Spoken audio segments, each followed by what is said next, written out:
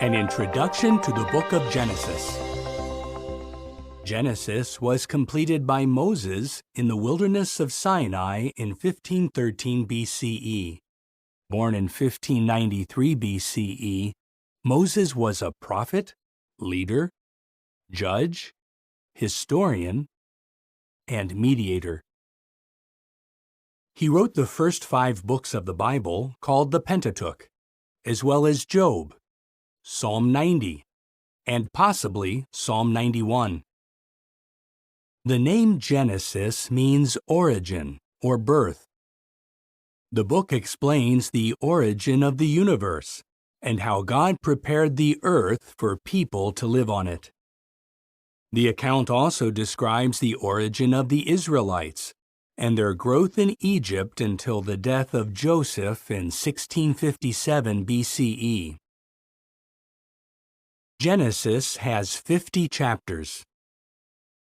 Chapters 1 and 2 outline how God, in 6 periods called days, prepared the earth for humans and then created the first man and woman, Adam and Eve. They were to fill the earth and subdue it, and they had the prospect of everlasting life. In chapter 3, Eve is tempted by a serpent to disobey God. Adam joins her in disobedience, bringing sin and death into the human family. In chapter 6, wicked angels materialize and take women as wives, producing hybrid offspring called Nephilim. Wickedness abounds, and God decides to put an end to all flesh by means of a great flood. Noah, however, has found favor with God, who tells him to build an ark to save his family and the various kinds of animals. In chapters 10 and 11, we read that after the flood, people start to build a city with a great tower, thus defying God's purpose for humans to fill the earth. But God confuses their language, scattering them. Chapters 11 to 25 focus on Abraham, a man of faith. In chapter 12, Jehovah tells Abraham, then called Abram, to enter the land where he would one day become a great nation, and the means by which all peoples will be blessed. In chapter 15, Jehovah tells Abram to look up and count the stars if he can. So your offspring will become, God says. Did you know? Genesis sets the theme for the entire Bible: the vindication of Jehovah's right to rule and the fulfillment of his purpose for the earth and mankind by means of his kingdom in the hands of a future offspring. This offspring and his work were first foretold at Genesis 3:15. The book of Revelation shows how that offspring crushes the original serpent, Satan, and brings the promised blessings to all obedient mankind. In chapter 19, God destroys Sodom, Gomorrah, and neighboring cities because of their gross sexual immorality. In chapter 22, Jehovah tells Abraham to sacrifice his son Isaac. But when Abraham attempts to do so, Jehovah stops him and reaffirms his earlier promises concerning Abraham's future offspring. Chapters 24 to 50 focus largely on Isaac, his twin sons Jacob and Esau, and Jacob's son Joseph. Isaac blesses Jacob, who then goes to distant Padan Aram. There, by means of Leah, Rachel, and their 2 maidservants, Jacob fathers many children, including 11 sons. Jacob then returns to Canaan, where God changes his name to Israel, and where Rachel gives birth to Jacob's 12th son. Chapters 37 to 41 tell how Jacob's 17-year-old son Joseph is sold by his brothers and becomes a slave to Potiphar, a court official of Pharaoh. Potiphar's wife later tries to seduce Joseph, but fails. She accuses him of sexual assault, and he is imprisoned. When Joseph is 30 years old and still a prisoner, he interprets Pharaoh's dreams with the help of God's Spirit. As a result, Joseph is set free and appointed Prime Minister of Egypt. In chapters 42 to 47, Joseph is reunited with his family, who settle in Egypt as alien residents. Chapter 49 contains Jacob's deathbed prophecy about his sons. Judah's family line will produce the promised offspring, that is, Shiloh, the one to whom the obedience of the peoples will belong. As you read the book of Genesis, note how it explains the root cause of mankind's suffering. See how and why the patriarchs gained God's favor and blessing. And read how Jehovah's promises to those men of faith point forward to Jesus Christ, the King of God's kingdom. An introduction to the book of Exodus. Exodus was written by Moses in the wilderness of Sinai in 1512 BCE, a year after the Israelites left Egypt. The book covers a period of 145 years, from Joseph's death in 1657 BCE to the construction of the tabernacle in 1512 BCE. Exodus tells us how Jehovah delivered the Israelites from slavery in Egypt, how he organized them into a nation, and how he taught them how to worship him. Exodus has 40 chapters. In chapter 1, we learn that the Israelites have increased at an extraordinary rate, causing Pharaoh to subject them to harsh slavery. Chapters 2 to 4 relate events around Moses' birth, his adoption by Pharaoh's daughter, and his flight to the land of Midian after killing an Egyptian who was oppressing a Hebrew. Many years later, Jehovah commissions Moses to lead Israel out of Egypt. In chapters 7 through 10, Moses, using his brother Aaron as spokesman, repeatedly tells Pharaoh to send Israel away, but Pharaoh refuses to do so. Jehovah responds by bringing 10 plagues on Egypt. These include turning the Nile River into blood, covering the land with frogs, and inflicting boils on man and beast. In chapter 12, God institutes the Passover. He also brings the 10th and final plague, the death of the firstborn. A humiliated Pharaoh, whose son is among the dead, at last tells the Israelites to leave.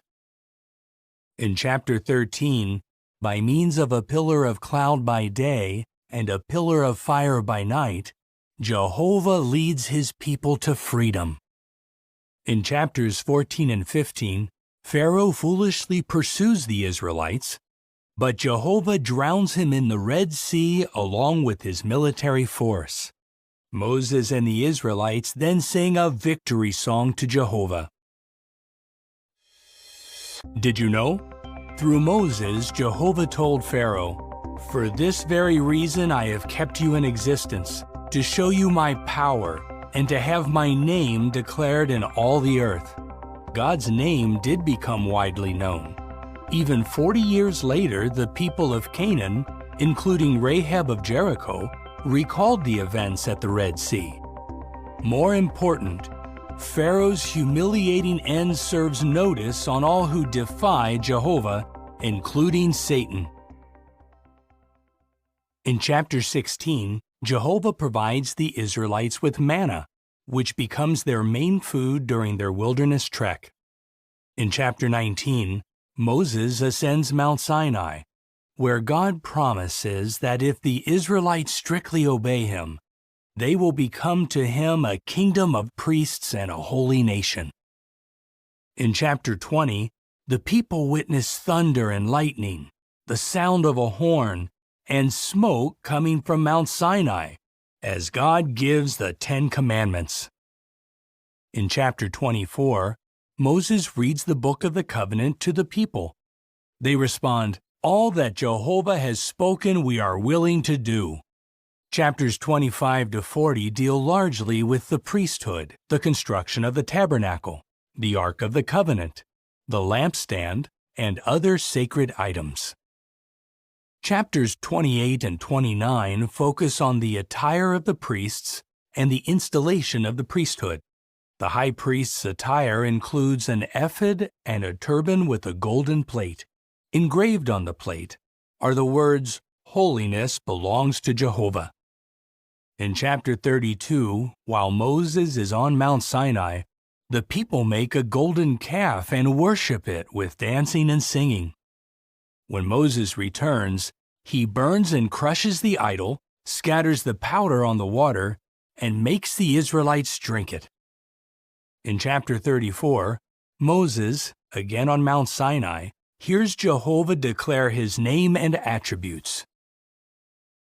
Chapter 40 tells us that the pillar of cloud covers the completed tabernacle, which fills with God's glory. As you read the book of Exodus, note how Jehovah can humiliate the proud and arrogant. Observe how he uses the humble and meek, and see how his deliverance of Israel strengthens our faith in our future deliverance by means of God's kingdom. An introduction to the book of Leviticus.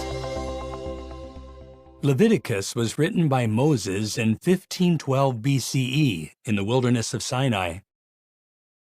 The name Leviticus, later given to the book, comes from a Greek word meaning pertaining to the Levites. Yet the book was written not for the Levites alone, but for the entire nation of Israel.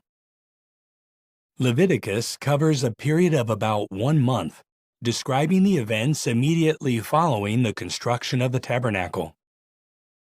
Leviticus focuses on Jehovah's holiness and the holiness of his people by their obedience to his statutes.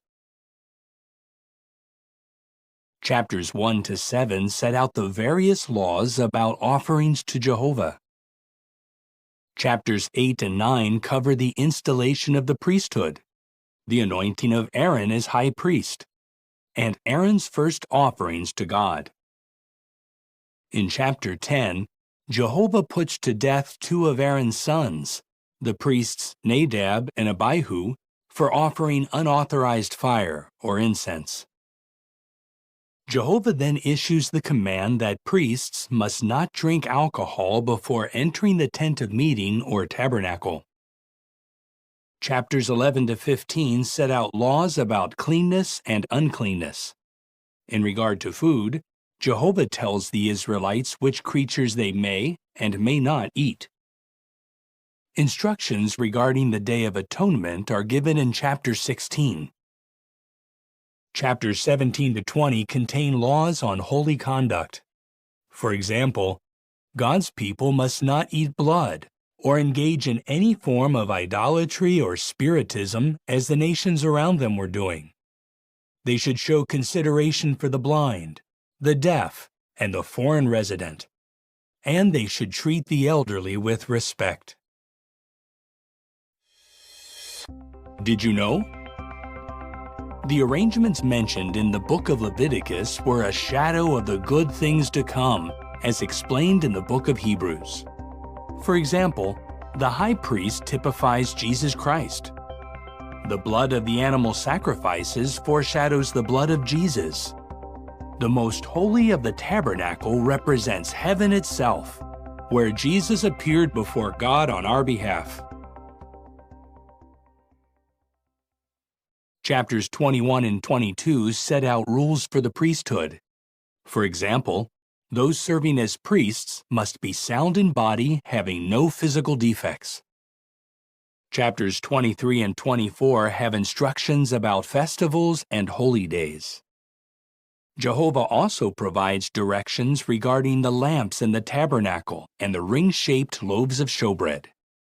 Chapter 24 also highlights the sacredness of God's name. At Jehovah's command, a man who cursed that name is stoned to death. Chapter 25 contains laws about the Sabbath year, the Jubilee year, the restoration of property, and the treatment of the poor.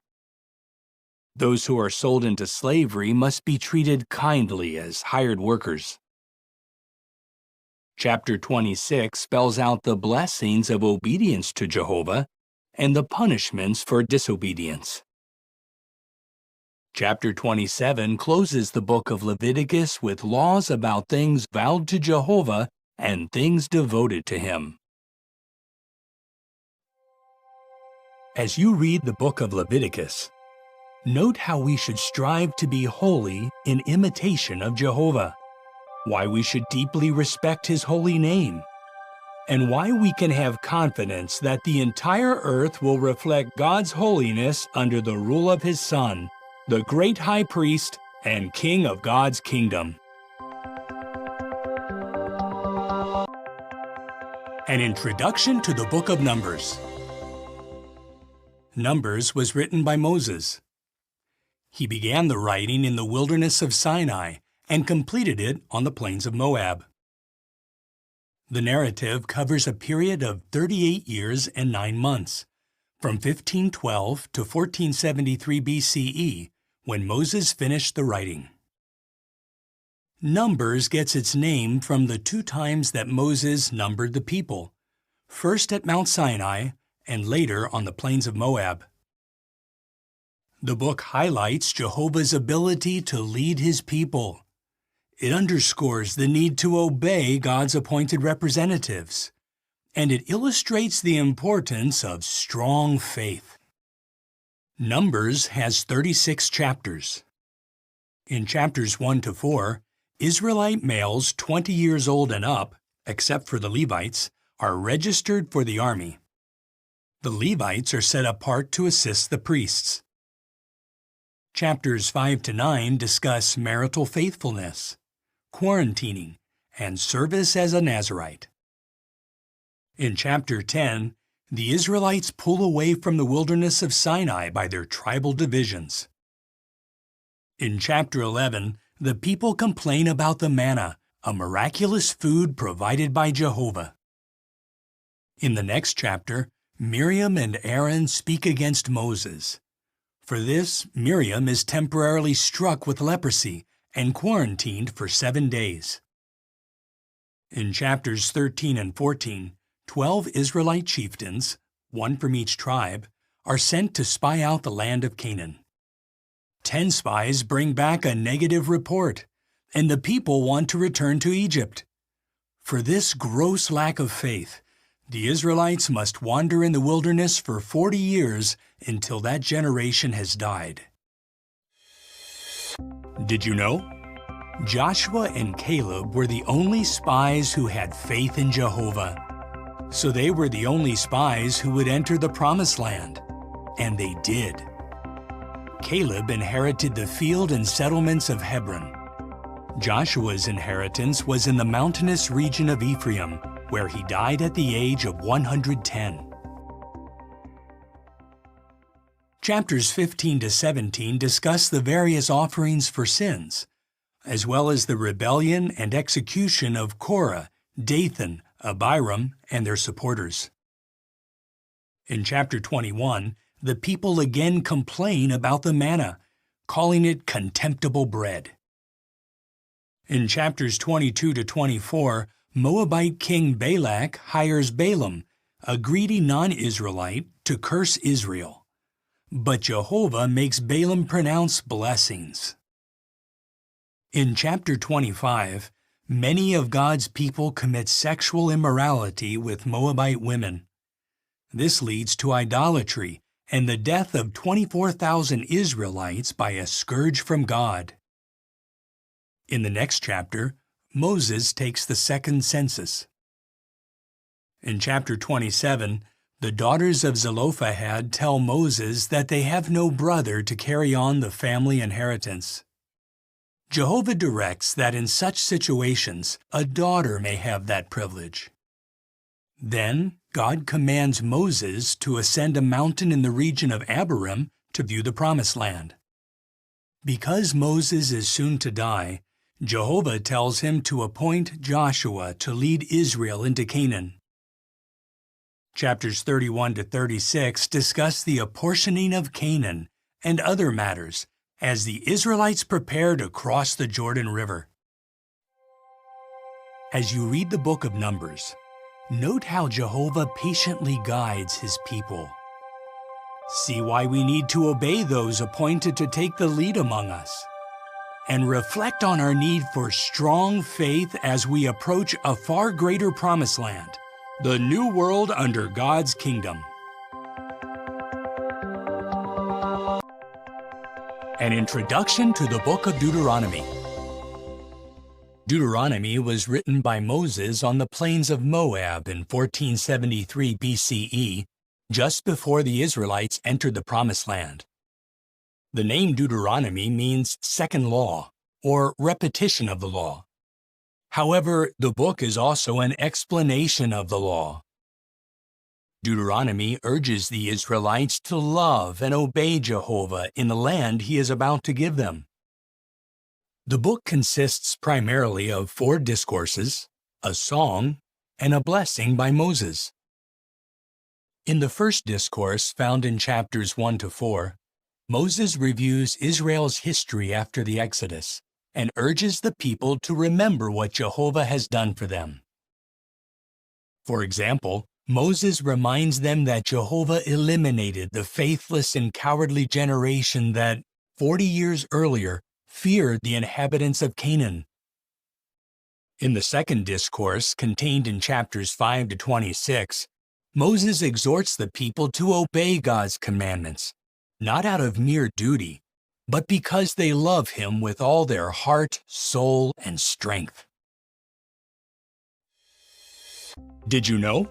In the ancient world, foreigners often had no legal rights, and widows and fatherless children faced many difficulties.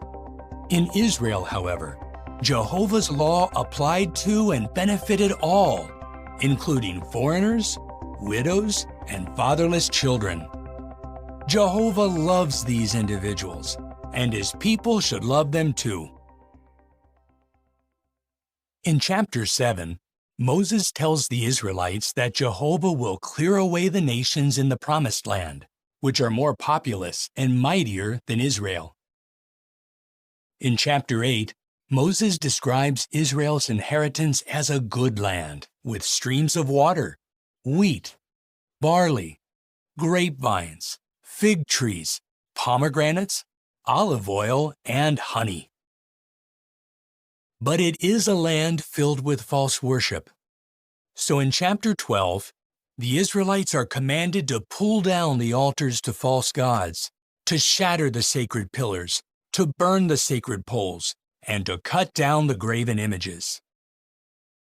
In chapter 16, Moses reminds God's people to celebrate the Passover, as well as the 3 great festivals: the Festival of Unleavened Bread, the Festival of Weeks, and the Festival of Booths. Chapter 18 contains a prophecy about a future great prophet. Moses says, "Jehovah your God will raise up for you from among your brothers a prophet like me. You must listen to him." The third discourse in chapters 27 and 28 sets out the cursings for disobedience and the blessings for obedience. After the nation crosses the Jordan River, the cursings are to be recited on Mount Ebal, where half of the tribes are to stand.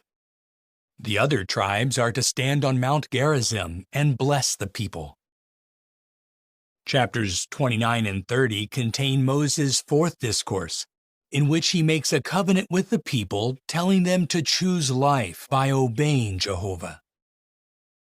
In chapter 31, Jehovah commissions Joshua as Moses' successor.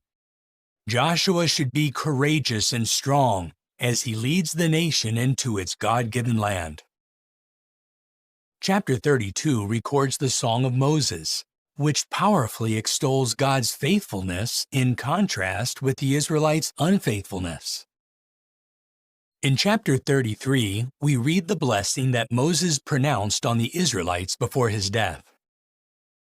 In the final chapter, Moses ascends Mount Nebo, where he is shown the Promised Land. Jehovah says, "I have let you see it with your own eyes, but you will not cross over there." Moses then dies at 120 years of age, and Jehovah buries him in a secret location in Moab. As you read the book of Deuteronomy, see how Jehovah blesses those who love him. Note how he withholds his blessing from those who disobey him.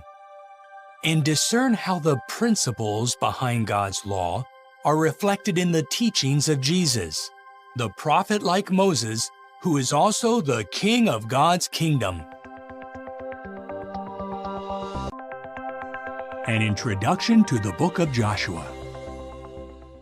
The book of Joshua is named after its writer, Joshua the son of Nun, who succeeded Moses as leader of Israel. The book likely covers a period of more than 20 years, starting in 1473 BCE and ending in about 1450 BCE when the book was completed. The book of Joshua can be divided into 4 sections: Israel's entry into Canaan, the conquest of the land, the apportioning of it to the individual tribes, and Joshua's final exhortations. The book provides valuable lessons on the need for courage, faith, and obedience, especially when God's people face strong enemies. In chapters 1 and 2, Jehovah tells Joshua to be courageous and strong. The Israelites prepare to cross the Jordan River, and Joshua sends out 2 spies who go to Jericho. The spies go to the home of Rahab, a prostitute. Moved by faith in Jehovah, she hides the spies, thereby disobeying the order of the king. In chapters 3 to 6, Israel miraculously crosses the Jordan River on dry ground, even though the river is at flood stage. The Israelites observe the Passover and begin to eat the produce of the land. Joshua then meets a man with a drawn sword. The man is the prince of Jehovah's army. Through him, Jehovah tells Joshua how to conquer Jericho. Chapters 6 to 12 describe the conquest of the Promised Land. In chapter 6, Jericho falls. Only Rahab and her father's household are spared. In chapter 7, Achan is exposed for disobediently taking spoil from Jericho. He is put to death along with his family, who no doubt helped to conceal his sin. Did you know? Rahab and Achan provide contrasting lessons in faith and obedience. Though a Canaanite, Rahab was saved because she obeyed the spies and showed courageous faith in Jehovah. Although Achan was a member of God's dedicated nation and witnessed Jehovah bringing down the walls of Jericho, he was put to death because of his disobedience, lack of faith, and greed. In chapter 8, Ai is conquered and reduced to a permanent mound of ruins. Joshua then reads God's law to the people. Half of the nation stands in front of Mount Gerizim, and the other half in front of Mount Ebal. In chapter 9, the Gibeonites trick Joshua into making a covenant with them, and he spares their lives. Chapters 10 to 12 contain a record of some of Israel's God-given victories. God even hurls great hailstones at the Amorites and makes the sun stand still so that Israel can take vengeance on its enemies. In chapters 13 to 22, the Promised Land is apportioned among the tribes of Israel. The tabernacle is set up at Shiloh, and the Israelites select 6 cities of refuge for the unintentional manslayer. In chapter 22, the tribes of Reuben and Gad and the half-tribe of Manasseh go to their inheritance east of the Jordan. Chapters 23 and 24 contain Joshua's farewell speeches. He tells the people to fear Jehovah and serve him with integrity and faithfulness. Joshua, as well as Aaron's son Eleazar, then die. Also, the Israelites fulfill their sworn oath to bury the bones of Jacob's son Joseph in the Promised Land. As you read the book of Joshua, note how Jehovah blesses faithful and obedient ones. See how he fights for his people, and observe how he fulfills all his promises, thus strengthening our faith in our future inheritance under his glorious kingdom. An introduction to the Book of Judges. The Book of Judges was written by the prophet Samuel, who completed it in about 1100 BCE. Judges covers a period of some 330 years, from about 1450 to approximately 1120 BCE.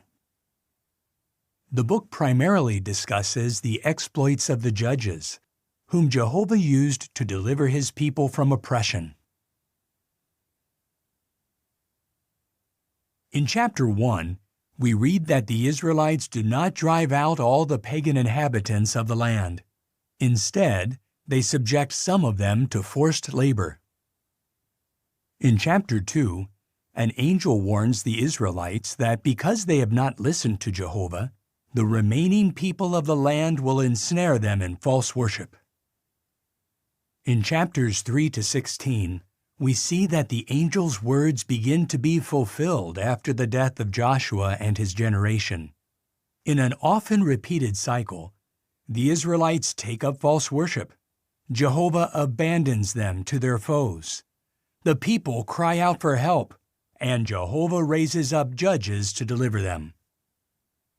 The 12 judges are Othniel, Ehud, Shamgar, Barak, Gideon, Tola, Jair, Jephthah, Ibzan, Elon, Abdon, and Samson. Did you know? The judges described in this book were men of faith who led and delivered God's people, recognizing Jehovah as the true leader and deliverer. They were not judges in the legal sense of the word. In chapter 3, Judges Othniel and Ehud deliver the Israelites from servitude to the kings of Mesopotamia and Moab.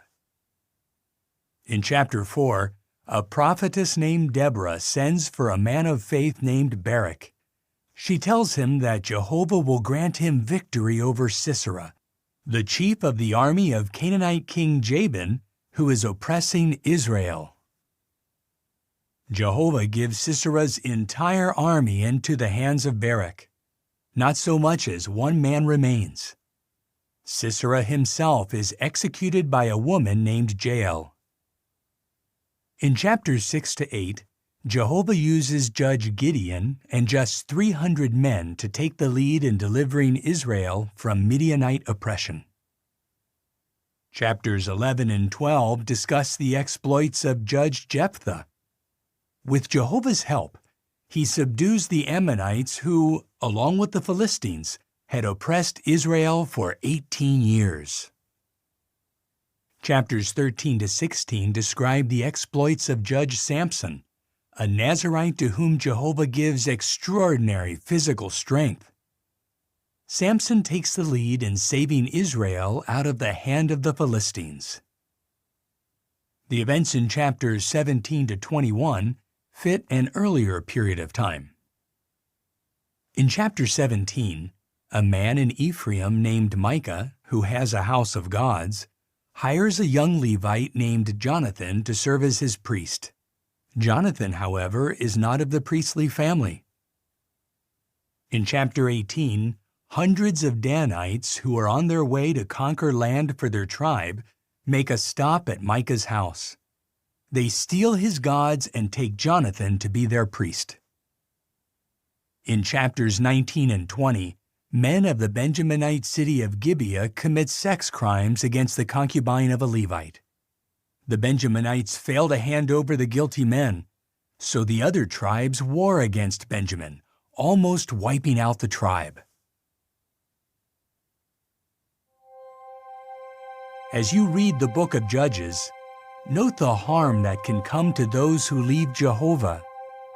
Observe how merciful God is when His people repent and cry out to Him for help. And see why we can trust Jehovah, our great judge, to deliver us from all our enemies by means of His kingdom.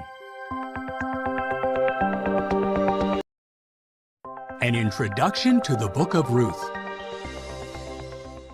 The prophet Samuel is believed to be the writer of this book. The book of Ruth was completed about 1090 BCE. The events related cover a period early in the time of the Judges. The book takes its name from one of its principal characters, Ruth the Moabitess. The other main characters are Naomi and Boaz. In chapter 1, a famine moves a man named Elimelech to take his family from Bethlehem to the land of Moab. In Moab, Elimelech dies. His sons Mahlon and Chilion marry the Moabite women Ruth and Orpah. Some 10 years later, both sons also die. Naomi, in deep despair, decides to return to Bethlehem. She urges her daughters-in-law to go back to their families. Orpah returns to her people. Ruth, however, sticks loyally to Naomi. When the two widows arrive at Bethlehem, the barley harvest has just begun. In chapter 2, Ruth, by chance, gleans in a field belonging to Boaz, who is related to Naomi's late husband. Recognizing Ruth's fine qualities, Boaz tells her to continue gleaning in his fields. When Ruth later tells Naomi that she had gleaned in the fields of a man named Boaz, Naomi says, "The man is related to us. He is one of our repurchasers." In chapter 3, Naomi instructs Ruth to ask Boaz to act as repurchaser. He and Ruth could then raise up offspring for Naomi in order to carry on the family line of Elimelech. Boaz is willing to perform this loving deed, but he tells Ruth that Naomi has a closer male relative who could repurchase her.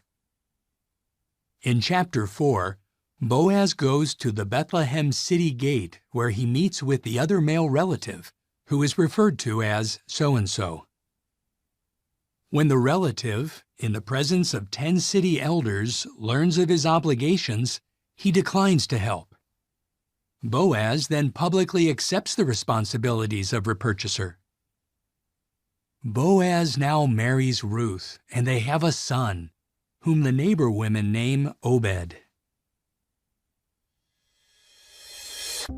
Did you know? Boaz set a fine example of obedience to Jehovah. He did all in his power to help Naomi and Ruth by applying God's law on repurchase, taking no shortcuts. The book concludes, Obed became father to Jesse, and Jesse became father to David, who became a king of Israel and an ancestor of the Messiah. As you read the book of Ruth, see how Jehovah turns tragedy into triumph. Observe how he rewards those who love and obey him. And note how the book contributes to the history of David's family line, which produced the King of God's kingdom.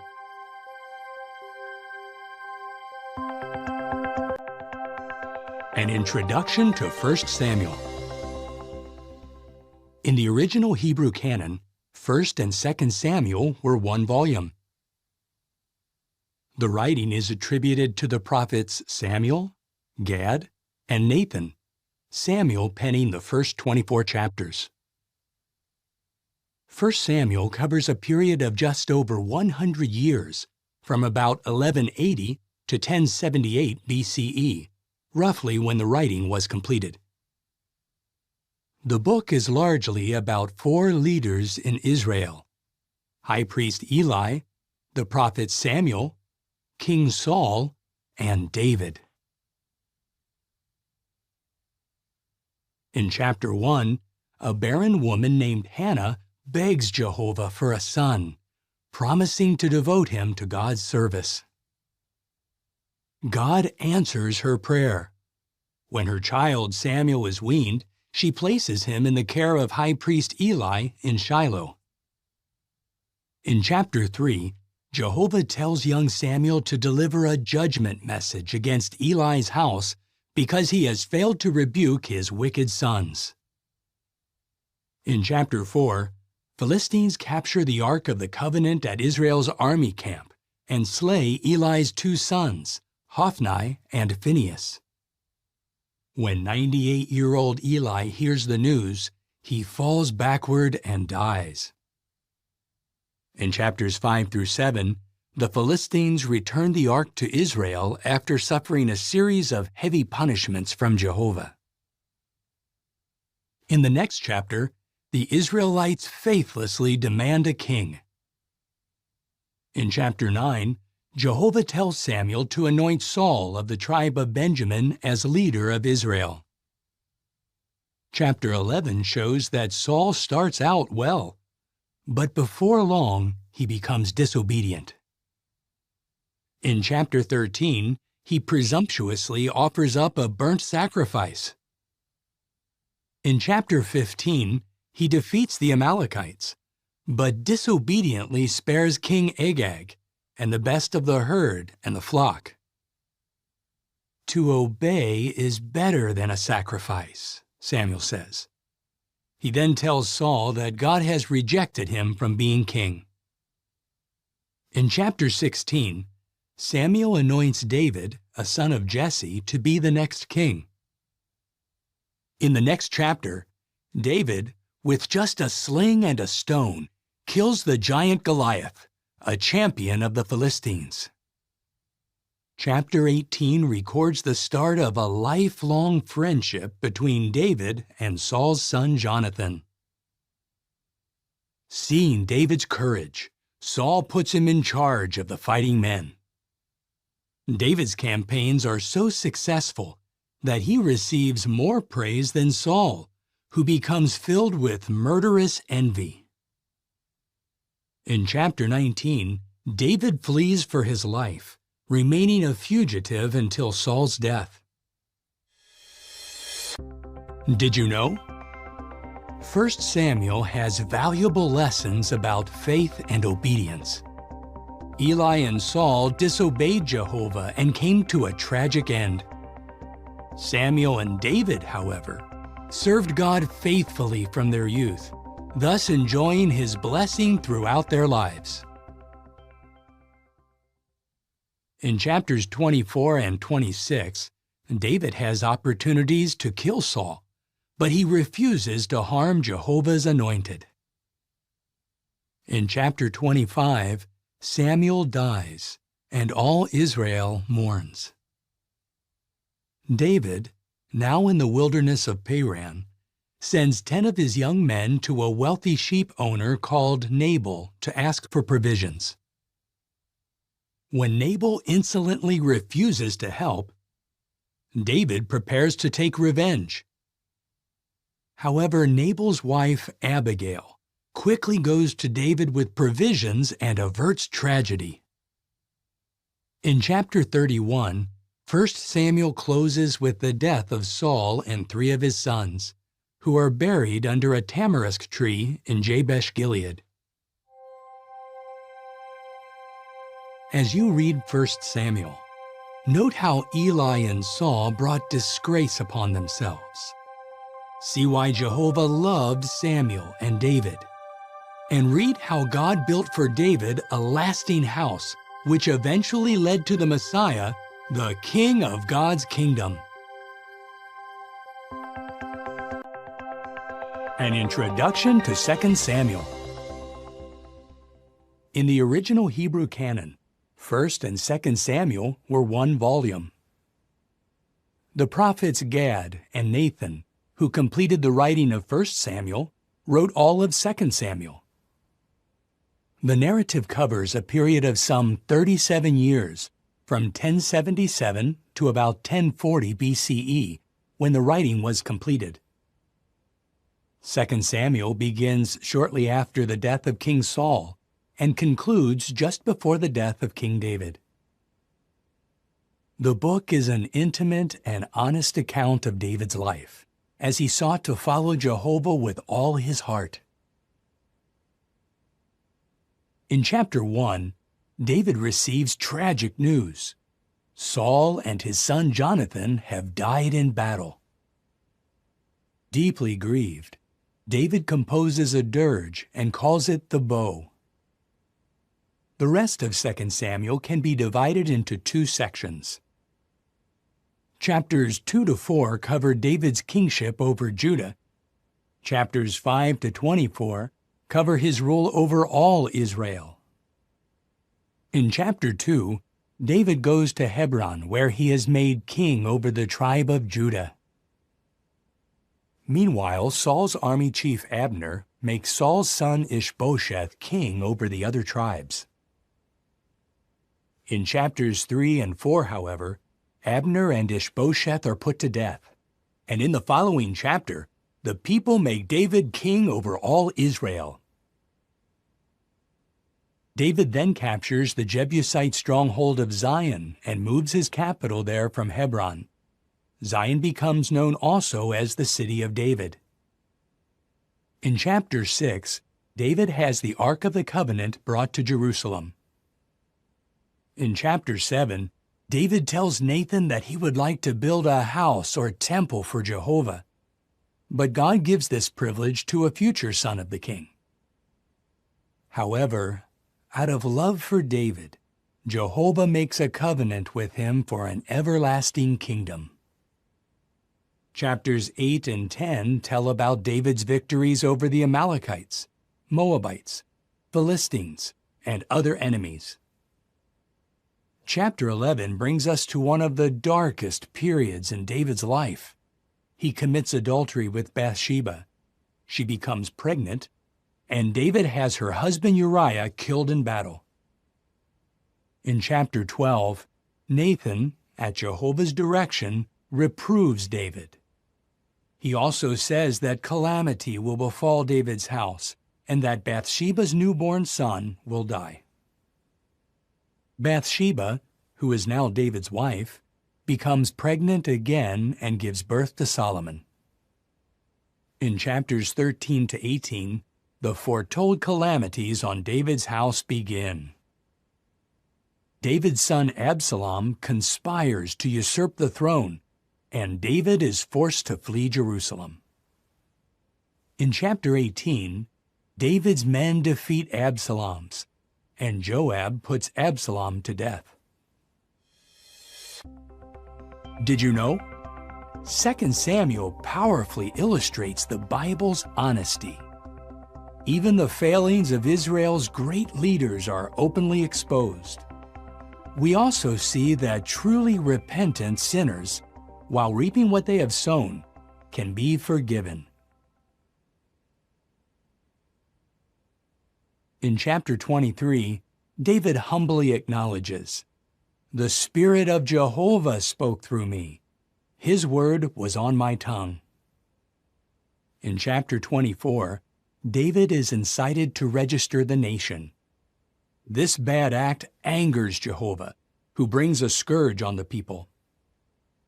At the prophet Gad's direction, David buys the threshing floor of Araunah the Jebusite, builds an altar there, and offers up sacrifices to God. At Jehovah's command, the scourge against Israel is halted. As you read 2 Samuel, see how honestly God's prophets recorded Israel's history. Observe how sin can have tragic consequences. And note God's promise to give David a lasting kingdom, a promise fulfilled in Jesus Christ, the Son of David and King of God's kingdom. An Introduction to 1 Kings. 1st and 2nd Kings were originally one volume, which was later made into two. Jeremiah is believed to be the writer. 1 Kings continues where 2 Samuel leaves off.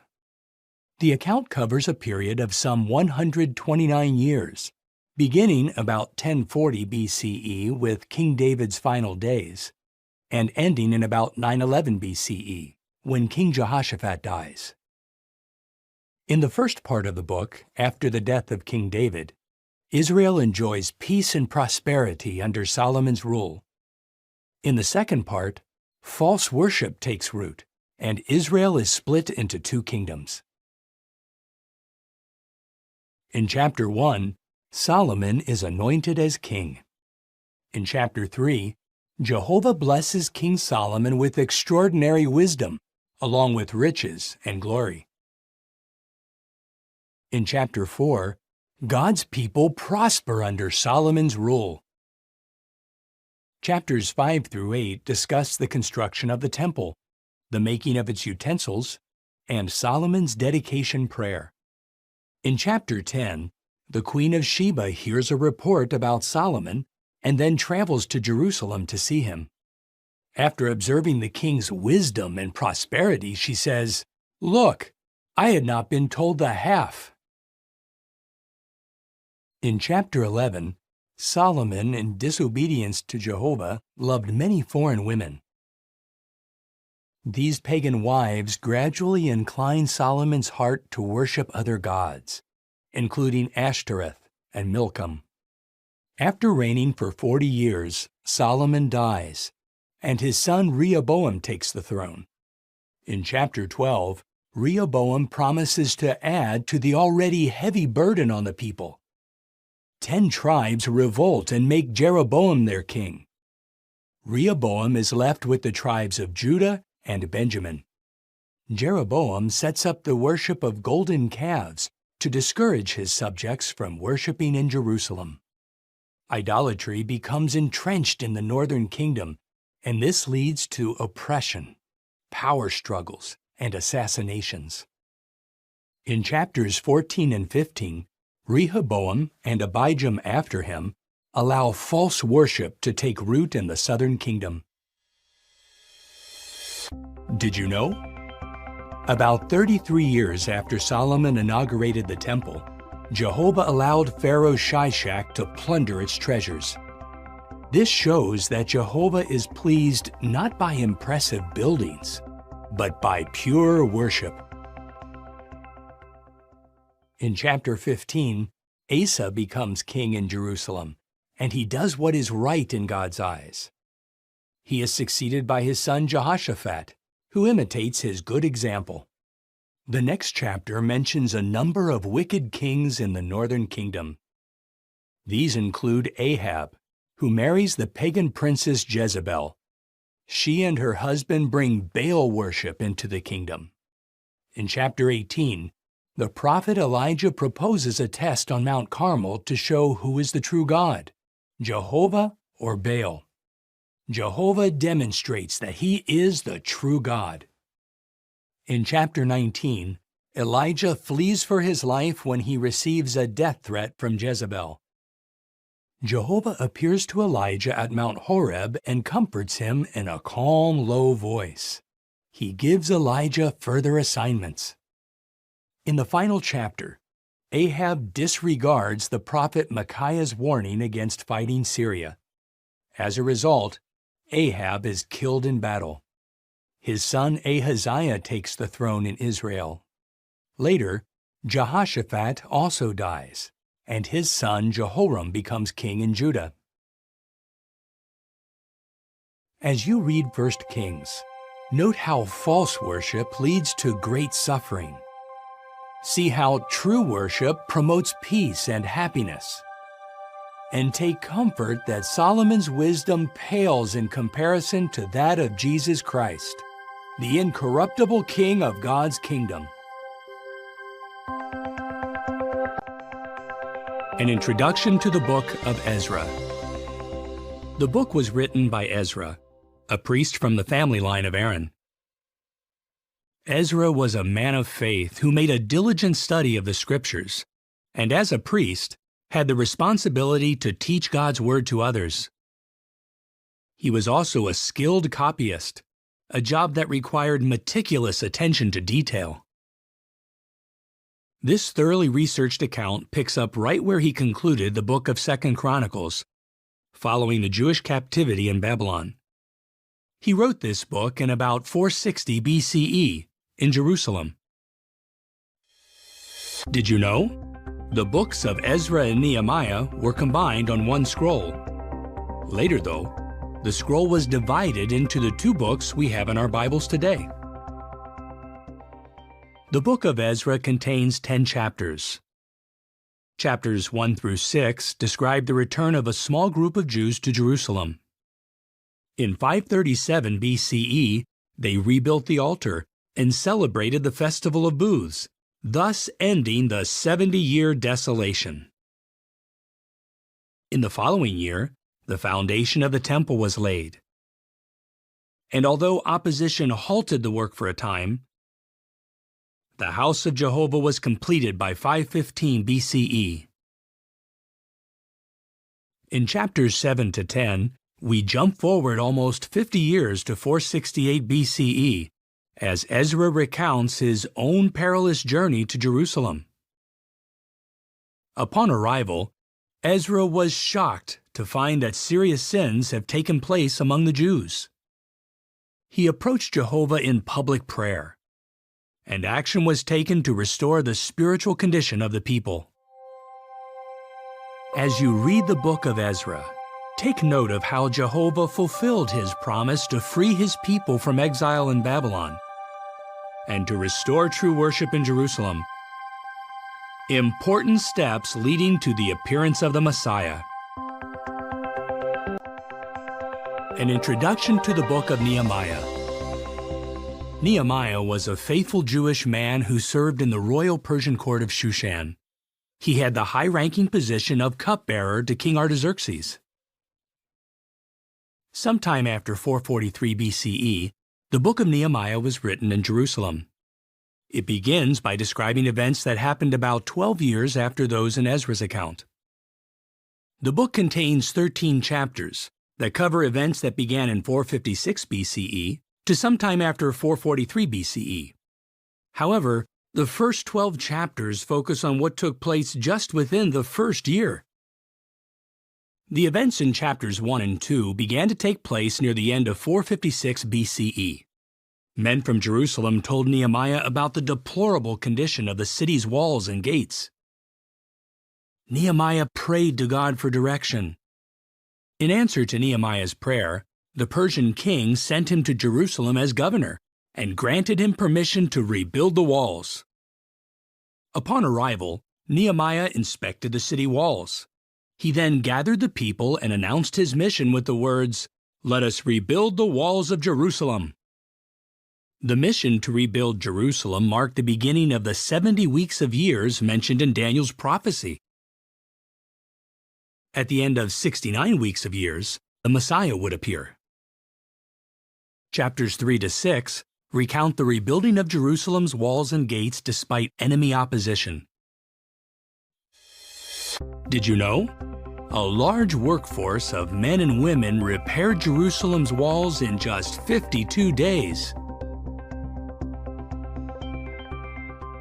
Chapters 7 to 12 show how Nehemiah and Ezra took the lead in helping the people return to true worship.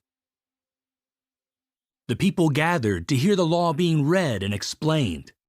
Next, the 8-day Festival of Booths was held. After this, the walls of Jerusalem were inaugurated. Nehemiah continued as governor of Jerusalem for 12 years before returning to his duties under King Artaxerxes. Chapter 13 tells us that Nehemiah traveled to Jerusalem a second time, only to find that the Jews had not kept their promises to Jehovah. He then took decisive action to correct the situation. As you read this stirring account, notice how Jehovah used a Persian king to accomplish his will. Observe how Nehemiah's zeal for and knowledge of God's law led to blessings, And note how the rebuilding of Jerusalem's walls became a key to understanding an important prophecy in Daniel that pointed to the appearance of the Messiah.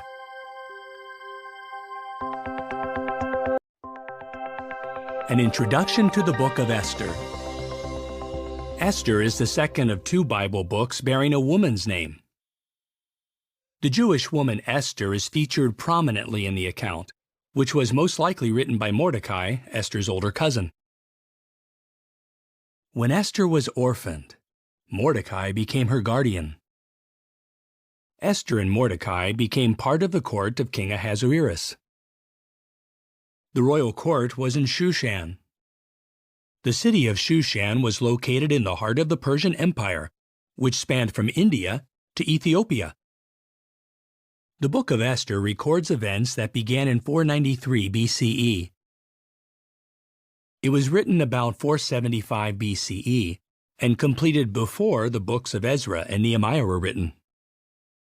In Esther's day, a small remnant of Jews had already returned to rebuild the temple in Jerusalem, but many others still lived throughout the Persian Empire. The book of Esther contains 10 chapters. Chapters 1 and 2 record the Persian king's search throughout the empire for a new queen. Esther was finally chosen. Chapters 3 to 7 disclose how Haman, an enemy of God's people, rose to the position of prime minister and hatched a plot to annihilate the Jews. Haman used the king's signet ring to seal a decree ordering the death of all the Jews, including Mordecai. If successful, Haman's plan would have cut off the family line leading to the Messiah. Upon learning of the plot, Esther decided to follow Mordecai's advice and approach King Ahasuerus. Did you know? Appearing before the king unsummoned could have meant a death sentence. Only if the king held out his golden scepter could the offender be spared. Esther courageously approached the king and exposed the wicked plot. Upon learning of it, the king was so furious that he had Haman executed. Chapters 8 to 10 relate how Mordecai is appointed prime minister in place of Haman. Esther and Mordecai enacted a new legal decree, sealed with the king's own signet ring, that authorized the Jews to defend themselves when attacked. The decree was sent throughout the empire. Jehovah gave the Jews a great victory and preserved the family line leading to the Messiah. As you read this book, note how Mordecai and Esther skillfully used the Persian legal system to protect the Jews, how Jehovah can deliver his people out of any situation, and how young Esther courageously risked her life to protect God's people and the family line leading to the Messiah. An introduction to the book of Job. This book is grouped with 4 other poetic books, and it is among the oldest books in the Bible. It was completed by Moses about 1473 BCE, toward the end of the Israelites' 40-year trek in the wilderness. The man Job lived in Uz. Shem, a forefather of Abraham, was likely an ancestor of Job as well. Even though Job was not an Israelite, he was a worshiper of Jehovah. Job was very wealthy. He had many servants and owned thousands of sheep, camels, and other livestock. He and his wife had 10 children, and he was highly respected in his community. However, all of this was lost because of a series of tragic events. At the time Job's trials took place, Jehovah said that there was no one like Job on the earth. Therefore, we can place these events after the death of the faithful man Joseph, but before Moses became leader over Israel. The book of Job contains 42 chapters. Chapters 1 and 2 reveal events that took place in the heavens. Satan challenged Jehovah, and claimed that Job would not remain faithful when faced with adversity. Chapters 3 to 31 contain several rounds of debates between Job and his three companions, Eliphaz, Bildad, and Zophar. Eliphaz ridiculed Job's integrity and implied that man is useless to God. Bildad suggested that Job was suffering as punishment for his sins. Zophar harshly insinuated that Job was wicked. Job attempted to defend himself from these accusations, but in doing so, he made incorrect statements about Jehovah. In chapters 32 to 37, after listening to what Job and his companions had to say, the young man Elihu offers wise counsel. Then, in chapters 38 to 41, Jehovah, speaking out of a windstorm, corrects Job's thinking with thought-provoking questions about creation. Did you know? The book of Job describes the earth as suspended upon nothing, a fact that was not widely recognized until centuries later. In the final chapter, God commands Job's three companions to offer a sacrifice and tells them that Job will pray in their behalf. Jehovah then restored Job's health and reputation, gave him double the wealth he had before, blessed him with 7 more sons and 3 more daughters, and allowed him to live for an additional 140 years. As you read this book, pay attention to how this account proves that Jehovah is not the cause of human suffering, how events in the heavens help us to understand the issue of universal sovereignty, and how the outcome of Job's trials gives us a glimpse of future kingdom blessings for those who remain loyal to Jehovah. An introduction to the Book of Psalms. Psalms is a compilation of sacred songs, which have been an important feature of true worship that highlight giving praise to Jehovah. In fact, God's name, Jehovah, and a shortened form of it, Jah, appear almost 800 times throughout the book. The writing of the book of Psalms spanned about 1,000 years. Moses is considered to be the earliest composer. The Psalms were compiled after the return of the Jews to Jerusalem from Babylonian exile, apparently by the scribe Ezra. Although Jehovah inspired such men as Solomon, the sons of Korah, the house of Asaph, and others to pen these moving expressions of faith, more than half of the Psalms are attributed to David. The different experiences in David's life provided the background for many of the Psalms. The headings or superscriptions, found at the beginning of many Psalms, identify the writer and give other information about the Psalm. The book is made up of 150 chapters. It is the largest book of the Bible. The Psalms were compiled into 5 separate books or volumes. Several themes are developed in these lyrical works. Consider just 3 of them. Praise to Jehovah is a recurring theme. Many Psalms praise Jehovah for his saving acts. Other Psalms praise Jehovah for his creative works, from the marvels of the human body to the earth and seas. Psalm 83 praises Jehovah as the Most High over all the earth. Another theme developed in Psalms is that Jehovah helps and comforts those who love him. Jehovah is referred to as the hearer of prayer and as a merciful Father who pardons repentant sinners.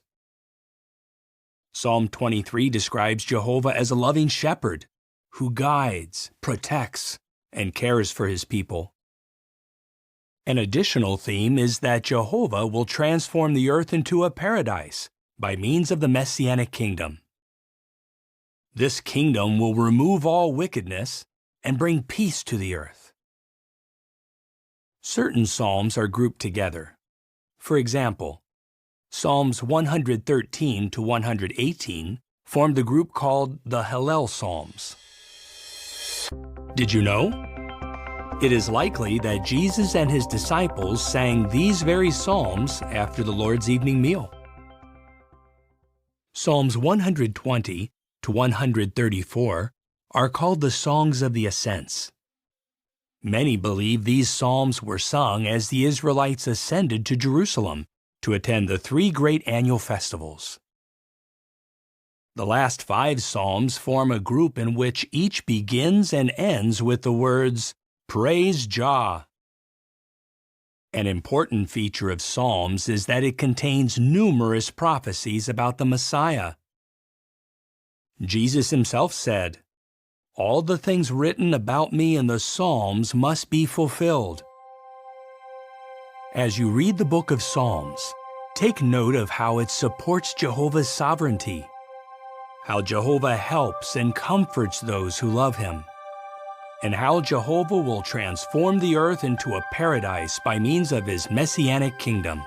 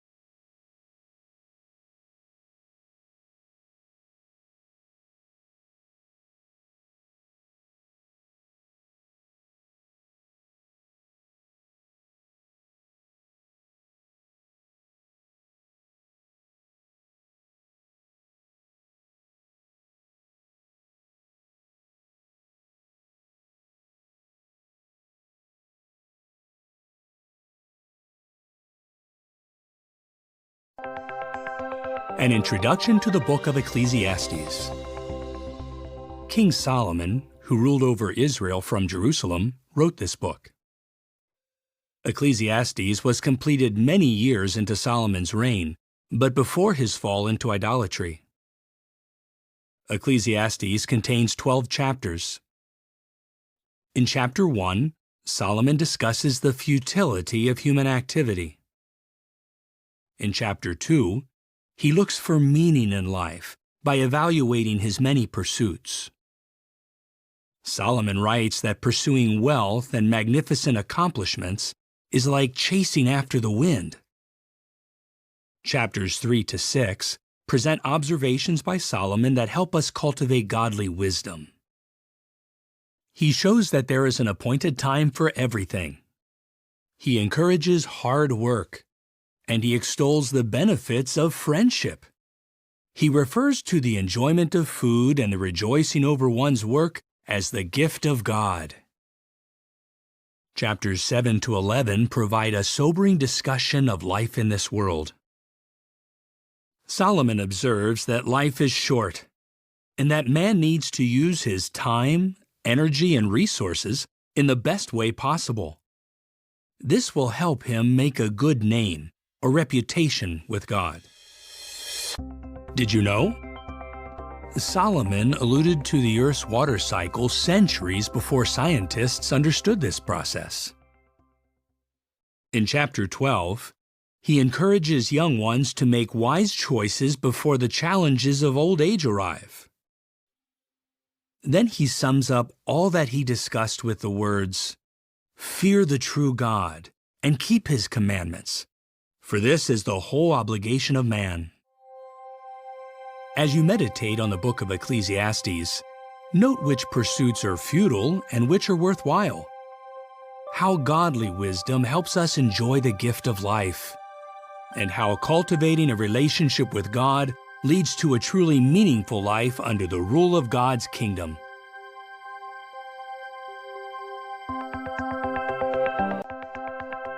An introduction to the Song of Solomon, also known as Canticles. King Solomon wrote this poetic book in Jerusalem. It was composed sometime after the temple was built. Of the many songs composed by Solomon, this is considered his greatest. The main character is the Shulamite girl. Other characters included in this drama are the Shulamite's brothers, the shepherd, Solomon, the daughters of Jerusalem or ladies of Solomon's court, and the daughters of Zion, or women of Jerusalem.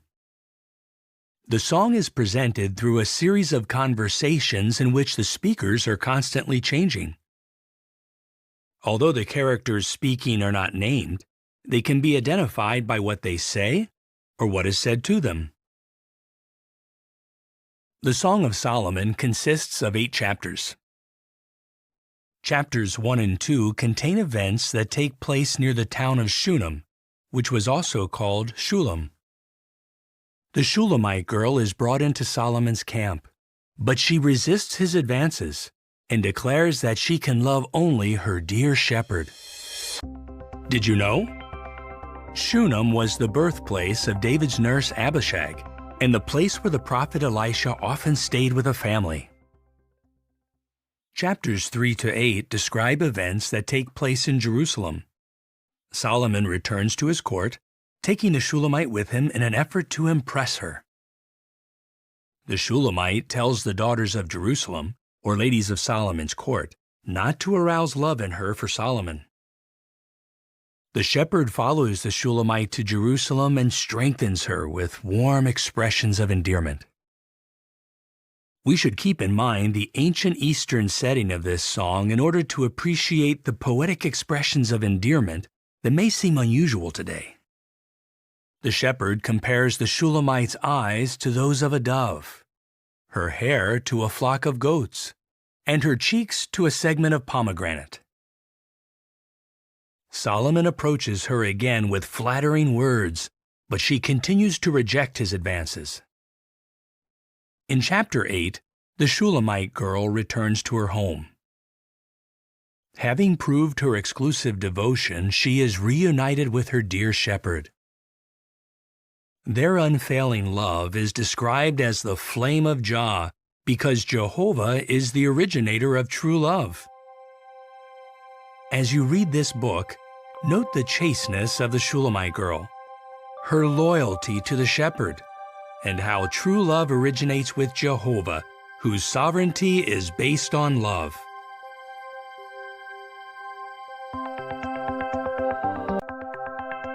An introduction to the book of Isaiah. Isaiah served as Jehovah's prophet. He wrote the book bearing his name while stationed in Jerusalem, the capital of the two-tribe kingdom of Judah. Isaiah had two sons, Shear-Jashub and Maher-Shalal-Hash-Baz. Their names signified events that would soon affect the kingdom of Judah. Isaiah prophesied for at least 46 years during the reigns of Judean kings Uzziah, Jotham, Ahaz, and Hezekiah. He completed the book sometime after 732 BCE. Hosea and Micah recorded their prophecies around the same time. Some of the events foretold by Isaiah were the fall of the northern kingdom of Israel, which occurred in Isaiah's lifetime, the destruction of Jerusalem, which happened more than 100 years later, the fall of Babylon, about 200 years after Isaiah's day, and the appearance of the Messiah, which occurred over 700 years after the prophecy was recorded. Did you know? Isaiah's prophecy about the fall of Babylon foretold details such as how the city would fall, and even the name of its conqueror, Cyrus. The book of Isaiah contains 66 chapters. The first 6 chapters are largely warnings about the calamity that was to come upon Jerusalem and Judah for the sinful conduct of their inhabitants. In chapter 6, Isaiah responds to Jehovah's invitation to be his messenger and shows his willing spirit with the words, "Here I am, send me." Chapters 7 to 12 deal with the threat of enemy invasion from the combined forces of Syria and the northern 10-tribe kingdom of Israel. But in fulfillment of Isaiah's prophecy, Assyria defeated these two nations, removing the threat. Chapters 13 to 23 include pronouncements against Babylon and other nations for their cruelty to God's people. Chapters 24 to 35 contain messages of desolation and of restoration for Jehovah's people. Among their acts of unfaithfulness, the people of Judah turned to Assyria for protection instead of looking to Jehovah. The people of Israel turned to Egypt. In chapters 36 to 39, we read about thrilling events that occurred during King Hezekiah's reign. The Assyrian king Sennacherib invades Judah and threatens to destroy Jerusalem if the city does not surrender. Hezekiah prays to Jehovah for deliverance. Jehovah reassured Hezekiah that Jerusalem would be safe, and then miraculously delivered his people by sending an angel who destroyed 185,000 Assyrian warriors in just one night.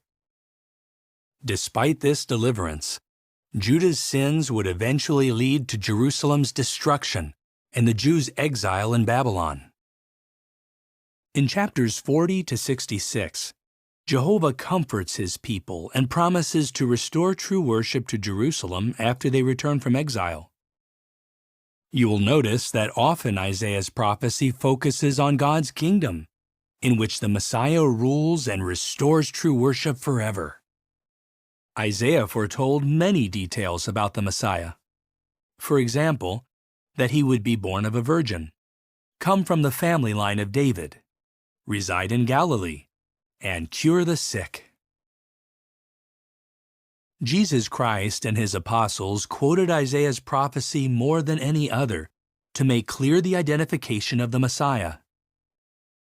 Jesus even read Isaiah 61, 1 and 2 in the synagogue in Nazareth and applied the words to himself. As you read the book of Isaiah, note how Jehovah's prophetic judgments always come true, how Jehovah provides salvation for those who trust him, and how the foretold reign of the Messiah will bring everlasting peace to the earth.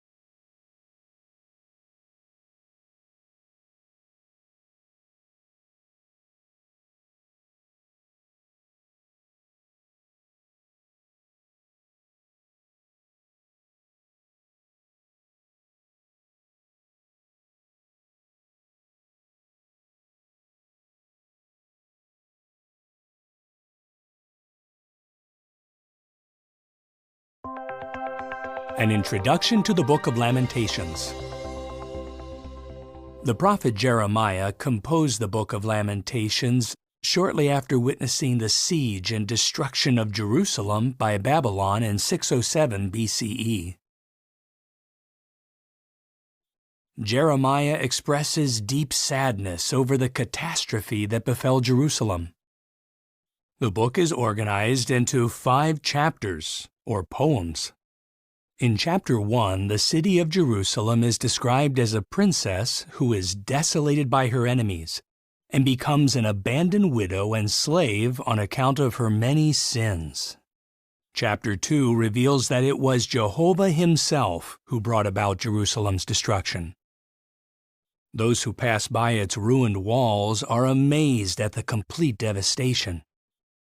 In chapter 3, Jeremiah speaks of the desolate nation as an afflicted man who pleads with Jehovah to remember his pitiable and homeless state. However, Jeremiah shows a waiting attitude and expresses hope that Jehovah will, in his loyal love and mercy, restore the nation. Chapter 4 shifts attention to Jehovah's temple. Although it was once the glorious center of true worship, it was now devastated. Jeremiah relates the horrific conditions, deprivation, famine, and death that existed in Jerusalem during its final siege. Did you know? The first 4 chapters are acrostic poems. In each one, successive verses or groups of verses begin with a different letter of the Hebrew alphabet. Chapter 5 is written from the perspective of Jerusalem's former inhabitants, who have lost their homes and freedom. Jeremiah likens them to orphans without a father, who humbly beg Jehovah for mercy and salvation.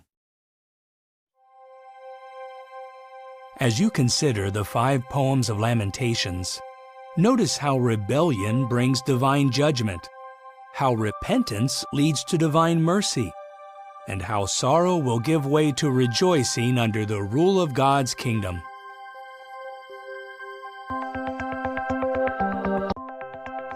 An introduction to the book of Ezekiel. Ezekiel was the son of a priest and served as a prophet of Jehovah. He lived in Judah until 617 BCE when Judean King Jehoiakim was forced to surrender to Babylon. Ezekiel was among the Jewish exiles whom King Nebuchadnezzar took to Babylon at that time. In 613 BCE, Jehovah commissioned Ezekiel to prophesy to the exiled Jews living in Babylonian captivity. Ezekiel faithfully fulfilled his assignment for at least 22 years. He completed his book in about 591 BCE. Ezekiel's prophetic work overlapped that of Obadiah and Jeremiah in Judah and of Daniel in Babylon. The sanctification of Jehovah's name is highlighted throughout the book of Ezekiel. The expression Sovereign Lord Jehovah appears 217 times.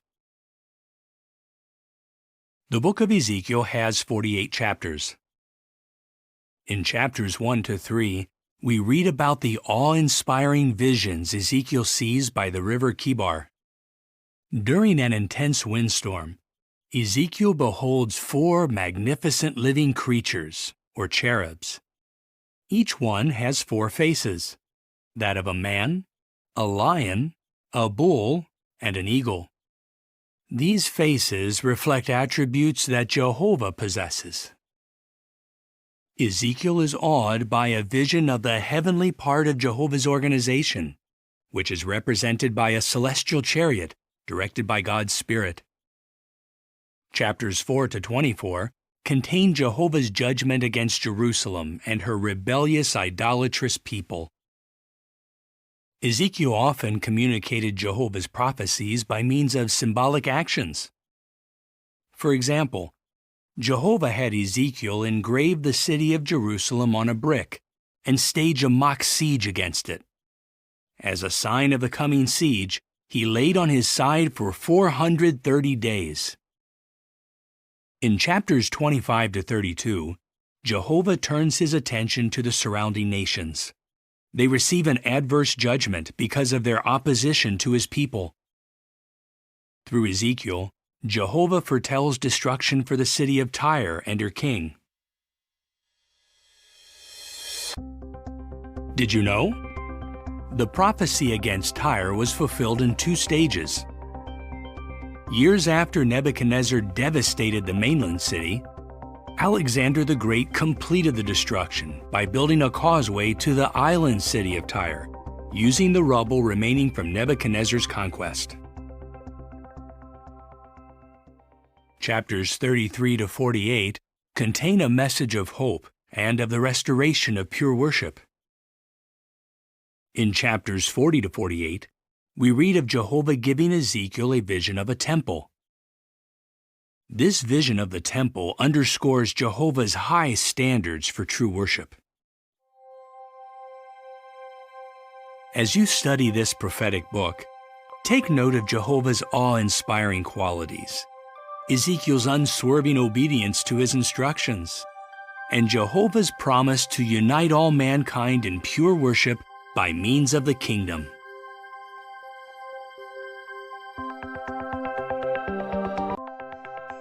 An introduction to the book of Daniel. Daniel wrote this prophetic book in Babylon. He was taken to Babylon, likely as a young Judean prince, along with other nobles. In time, Daniel served as a government official for the Babylonians and later for the Medo-Persians. Daniel opens his book by relating events that began in 618 BCE when he was still a young man. He completed his writing in approximately 536 BCE. Obadiah, Ezekiel, and Jeremiah were Daniel's contemporaries. They lived during a tumultuous period of Israel's history that included the destruction of Jerusalem. Daniel witnessed the Medo-Persian conquest of Babylon and the return of a faithful remnant of God's people to Jerusalem. However, he did not join those returning to Jerusalem, likely because of his advanced age.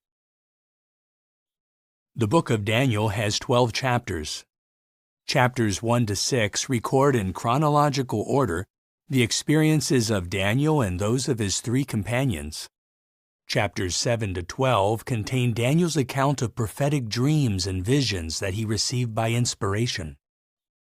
Chapters 1, 3, and 6 recount the various tests of integrity that Daniel and his Hebrew companions successfully meet. As young men, they reject food and drink that would make them unclean in God's sight.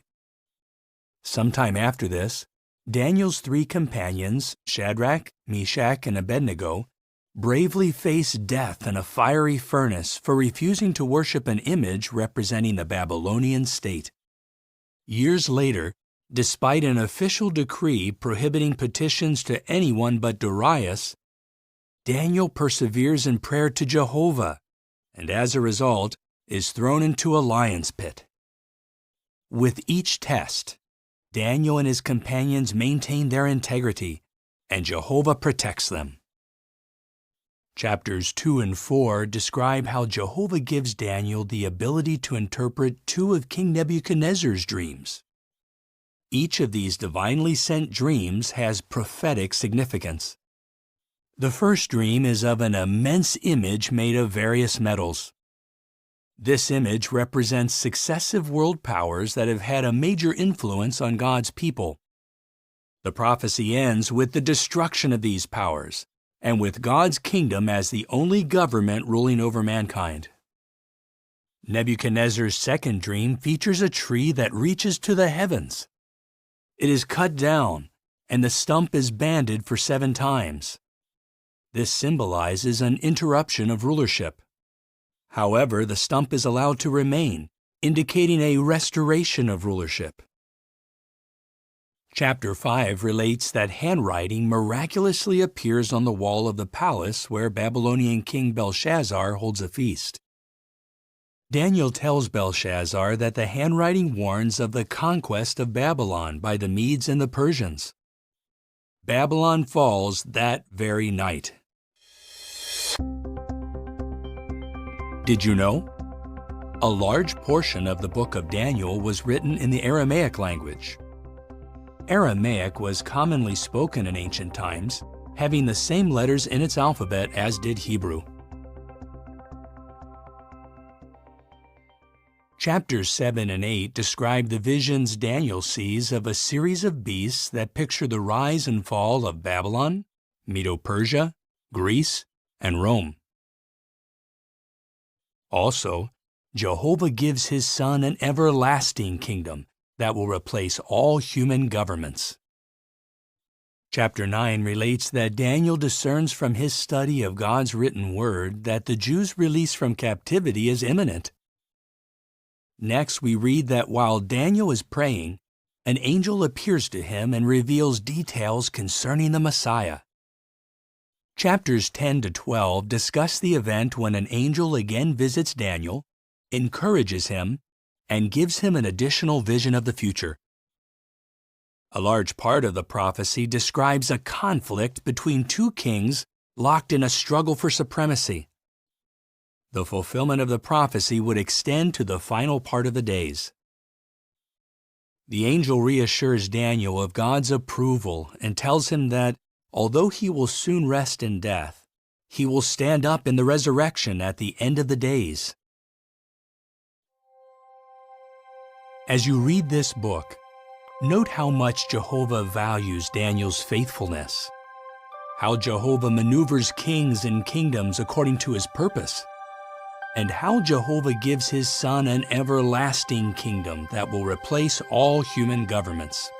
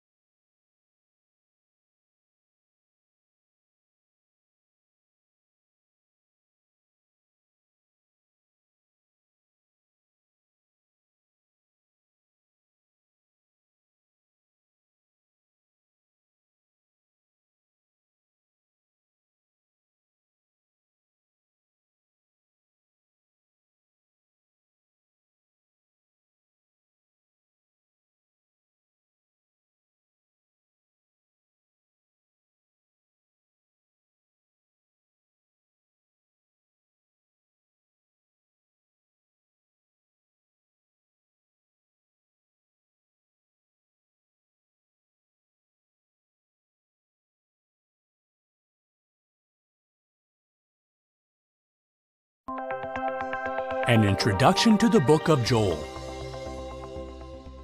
Joel prophesied to the two-tribe kingdom of Judah during the 9th century BCE, and he appears to have recorded his prophecies about 820 BCE, in the days of King Uzziah. Joel was a contemporary of the prophets Jonah and Amos. The book contains 3 chapters, and it warns of the approaching day of Jehovah.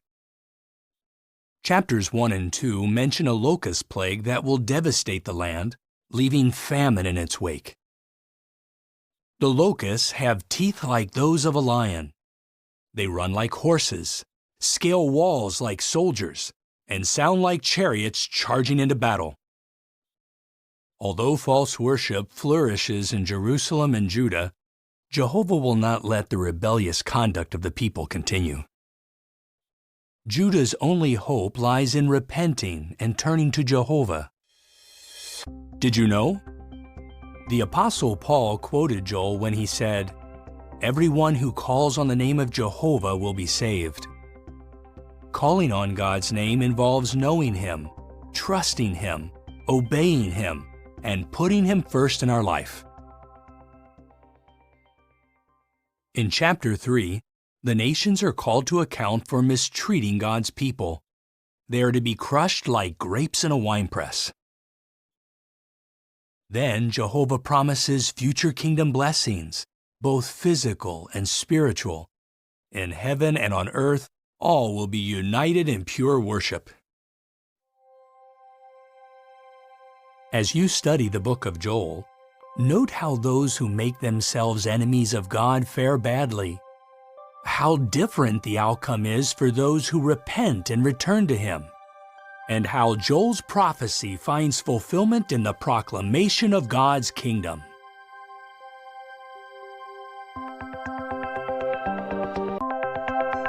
An introduction to the book of Amos. Amos, the prophet who wrote the book bearing his name, describes himself as having been a herdsman and one who took care of sycamore figs. Amos came from the Judean town of Tekoa, located south of Jerusalem. Jehovah sent Amos as a prophet primarily to the northern kingdom of Israel.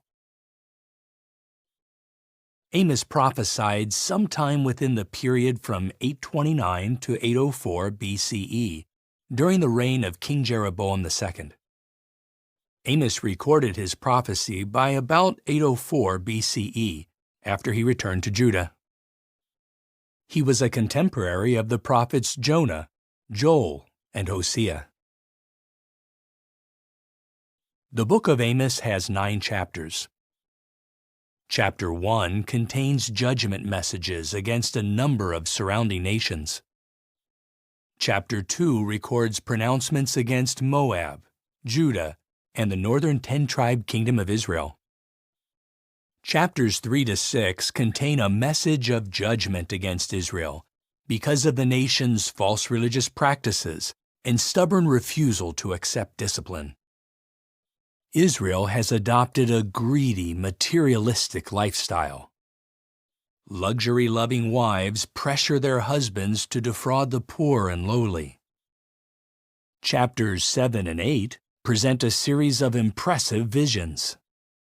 Amos sees an unstoppable locust swarm, and then a destructive fire. Next, a plumb line illustrates how far Israel has deviated from Jehovah's requirements. Finally, a basket of summer fruit signifies that Israel's end is near. Did you know? During a meeting of the first century governing body, James, Jesus' half-brother, quoted from the book of Amos to show that Jehovah would gather kingdom heirs from both Jews and Gentiles. Chapter 9 includes Jehovah's promise to raise up the booth of David, referring to the royal line leading to the Messianic kingdom. As you read the book of Amos, note how Jehovah uses humble people to do important work. How those who put faith in material things and ignore God will not prosper, and how Jehovah foretells the establishment of the Messianic kingdom.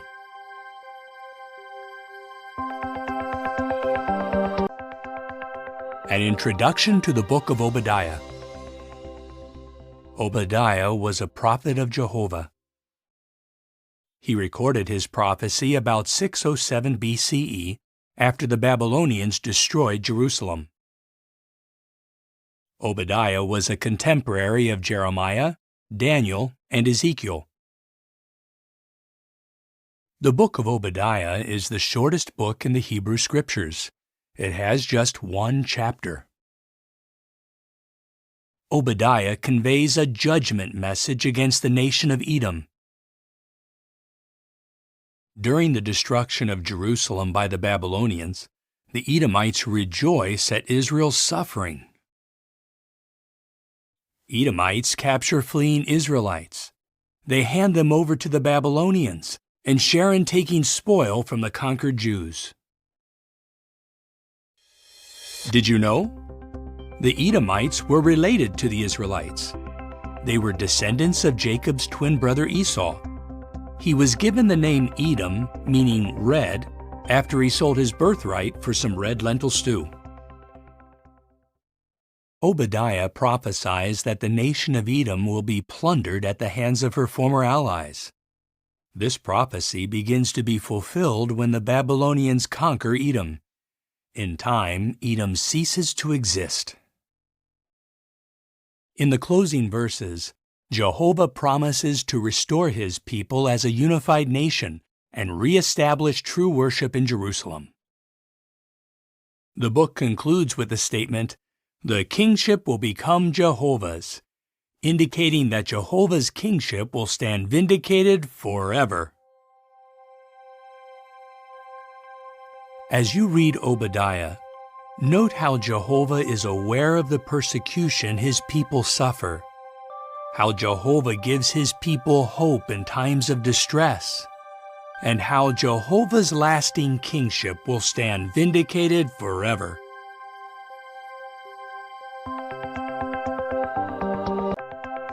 An introduction to the book of Jonah. Jehovah assigned the prophet Jonah to deliver a warning to the Assyrian city of Nineveh. Jonah prophesied sometime during the reign of Israel's king Jeroboam II.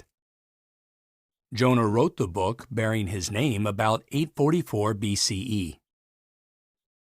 This was about 100 years before Assyria took Israel into exile, and some 200 years before Nahum foretold the destruction of the Assyrian city of Nineveh.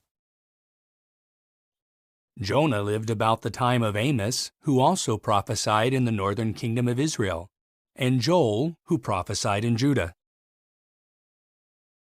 The book of Jonah has 4 chapters. In chapters 1 and 2, we learn of Jonah receiving an assignment from Jehovah to go to Nineveh. Overwhelmed, Jonah evades the assignment by boarding a ship headed for Tarshish.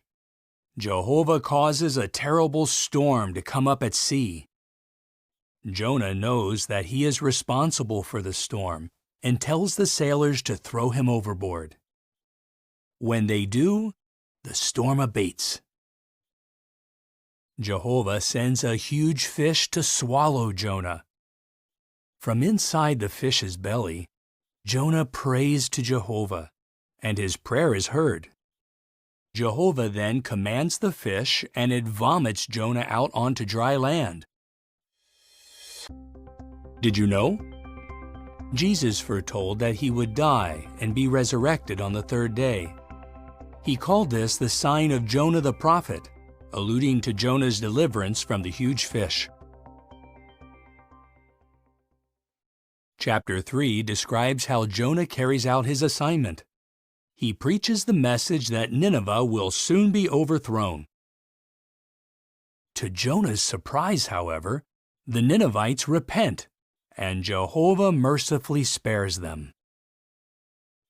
Chapter 4 reveals that instead of rejoicing over the repentance of the Ninevites, Jonah becomes angry.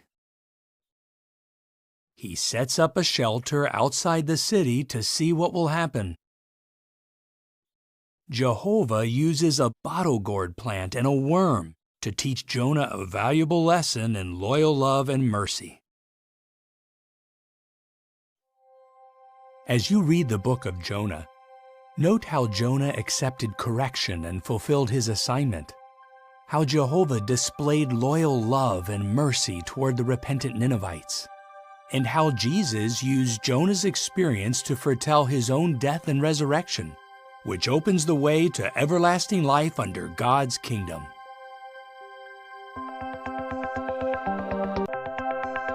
An introduction to the book of Micah.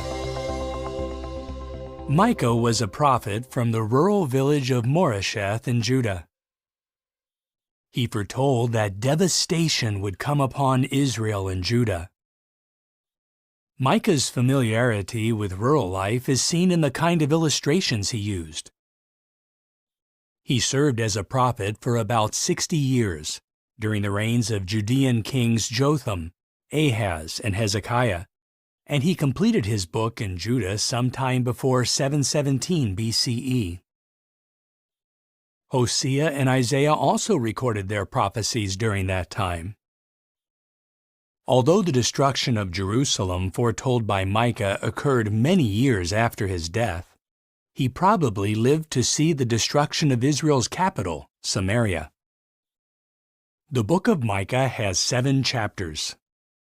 Chapters 1 and 2 disclose the revolt of Israel and Judah, the injustices committed, including those against women and children, Jehovah's warning that Samaria will become a heap of ruins, and God's promise that his people will return to Jerusalem and be gathered together like sheep in the pen.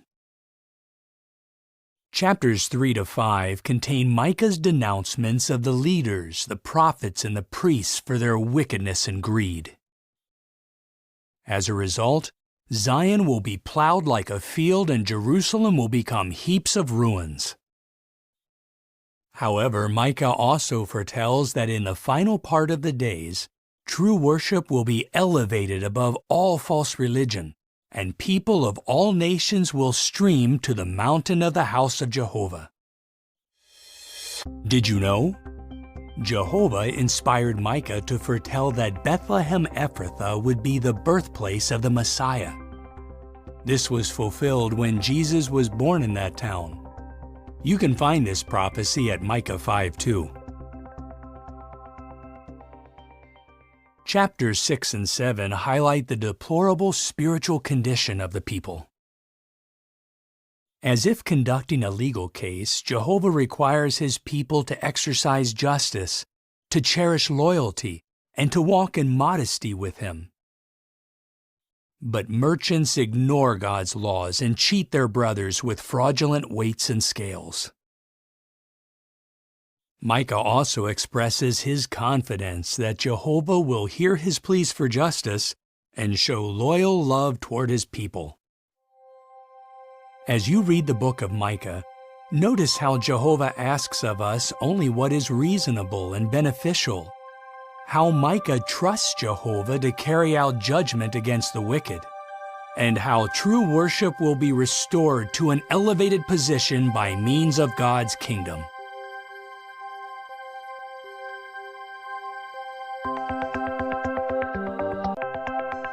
An introduction to the book of Nahum. The prophet Nahum was likely living in Judah when he wrote the book bearing his name. Nahum's message focuses primarily on a single theme: the complete destruction of the Assyrian city of Nineveh. Nineveh, known for its violence and brutality, was referred to as the city of bloodshed. At one time, in response to the judgment message delivered by the prophet Jonah, the inhabitants of Nineveh repented of their wickedness. However, the Ninevites eventually returned to their wicked ways, and about 2 centuries after Jonah's prophecy, Jehovah used Nahum to prophesy against Nineveh again. The book of Nahum was completed sometime before 632 BCE, the year Nineveh was destroyed. Nahum was a contemporary of the prophets Zephaniah and Jeremiah. The book of Nahum contains 3 chapters. In chapter 1, Nahum proclaims Jehovah's judgment against the city of Nineveh. The entire city, with its collection of pagan gods made of wood, stone, and metal, will be completely destroyed. This is good news for the people of Judah. Free from that cruel and dangerous enemy, they can celebrate their festivals in peace. Did you know? We can trace Nineveh's origin back to the days of Nimrod, the founder of the first empire to exist after the flood. Chapters 2 and 3 describe Nineveh's destruction in greater detail. Nineveh was a heavily fortified city with high walls and a moat. But Nahum prophesies that the gates of the rivers will be opened, and the palace will be dissolved. These words were fulfilled in 632 BCE, when flooding caused damage to the city. This permitted the besieging forces of Babylon and Media to capture the city and destroy it. Jehovah's prophetic word through Nahum came true in every detail. As you read the book of Nahum, consider how Jehovah hates violence, how Jehovah always fulfills His word, and how Jehovah provides comfort for all who seek peace and salvation under His kingdom.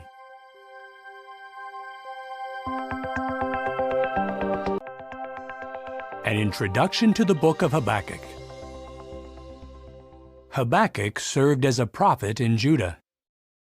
From the book's closing notation, "To the director with my stringed instruments," it has been inferred that Habakkuk may have been a temple musician.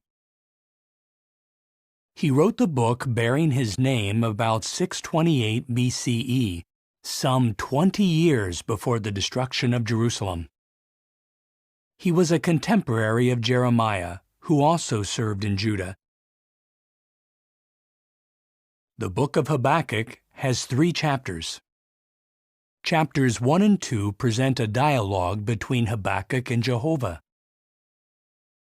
The prophet expresses dismay over the violence, oppression, and injustice that are prevalent in Judah. Jehovah declares that soon the Chaldeans will be used to punish the nation of Judah. Jehovah assures Habakkuk that this divine judgment on Judah will not be late, and that the Chaldeans will also be punished later for their own acts of cruelty and wickedness. Did you know? In Habakkuk's day, Jehovah's temple was in Jerusalem, and the Davidic dynasty had ruled uninterrupted from there for over 4 centuries. Therefore, to the Jews back then, God's allowing the Chaldeans to destroy the holy city was unthinkable. Chapter 3 is a prayer of Habakkuk that is expressed in songs of mourning. Habakkuk recalls past manifestations of Jehovah's power. Although distressed by the conditions around him, the prophet expresses confidence in Jehovah. Habakkuk declares, "As for me, I will exult in Jehovah. I will be joyful in the God of my salvation." As you read Habakkuk, note how Jehovah is not indifferent to the suffering of His servants, how our confidence in Jehovah's salvation helps us endure with joy, and how Jehovah's judgments by means of His kingdom will not be late.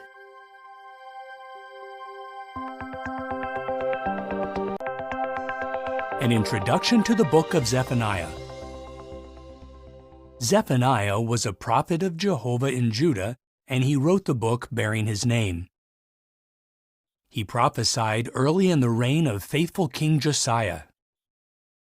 He completed his book before the year 648 BCE, some years before Nahum and Habakkuk wrote their books, and over 40 years before the destruction of Jerusalem in 607 BCE.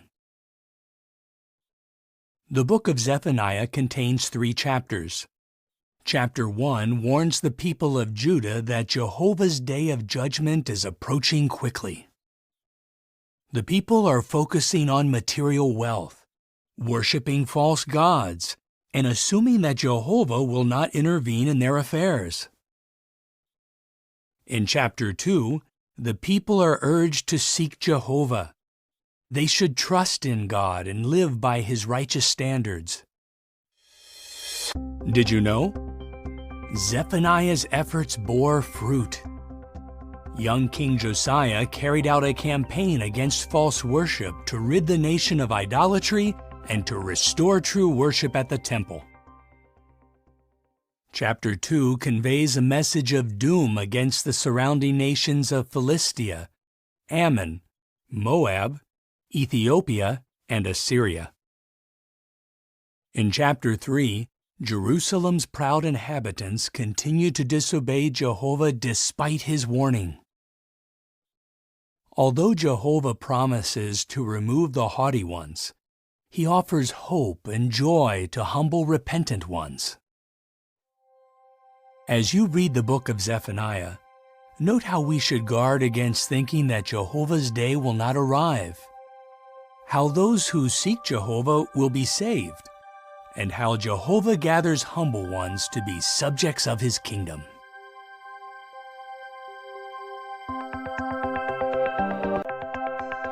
An introduction to the book of Haggai. Haggai was likely born in Babylon. In 537 BCE, he traveled with a remnant of the Jewish nation to Jerusalem, where he would later serve as a prophet. Haggai completed his book in 520 BCE. But why did Jehovah cause him to begin prophesying? In 536 BCE, the Jews laid the foundation for the new temple in Jerusalem.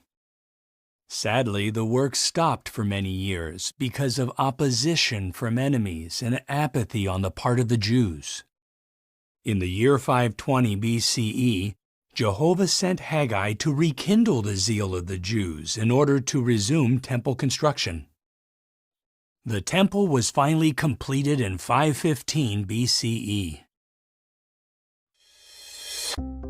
Did you know? In the 38 verses that make up chapters 1 and 2, Haggai uses the name Jehovah 35 times, 14 times in the expression Jehovah of Armies. The book of Haggai has 2 chapters that convey 4 inspired messages. Chapter 1 directs the first message toward those who are focusing on their own interests while Jehovah's house lies in ruins. Governor Zerubbabel, High Priest Joshua, and the rest of the people respond favorably and go to work on the temple just 23 days after Haggai started to prophesy. In chapter 2, Haggai delivers the second inspired message. Jehovah promises that He will shake the nations and cause their precious things to come in, and that He will fill His house with glory. Later, Haggai delivers the third inspired message to the priests, explaining that neglect of pure worship has made the nation unclean before God. Then Haggai proclaims the fourth message. Again, Jehovah speaks of shaking the heavens and the earth, but this time it will mean the complete annihilation of human kingdoms. Centuries afterward, the Apostle Paul quoted Haggai's words to show that God's kingdom in the hands of Jesus Christ will never be shaken.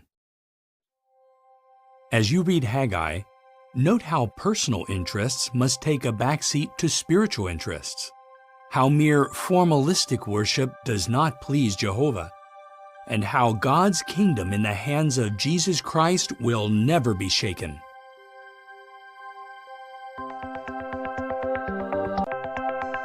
An introduction to the book of Zechariah. Zechariah began to prophesy in Jerusalem around 520 BCE, 17 years after the return from Babylonian exile. He prophesied for at least 2 years, completing the book bearing his name around 518 BCE. His work overlapped that of the prophet Haggai. The rebuilding of Jehovah's temple was at a standstill. It appeared to observers that Jehovah had forsaken the city. The people there were discouraged and focused on personal comforts. Jehovah sent Zechariah to join the prophet Haggai in encouraging the Jews to resume the temple construction despite all obstacles. Did you know? Solomon's temple was completed in just over 7 years. In contrast, when Zechariah wrote his book, the reconstruction had been underway for about 20 years, but without completion. The book of Zechariah contains 14 chapters. Chapters 1 to 6 set forth a series of intriguing visions that ensured divine backing of the work of rebuilding the temple and the return to pure worship.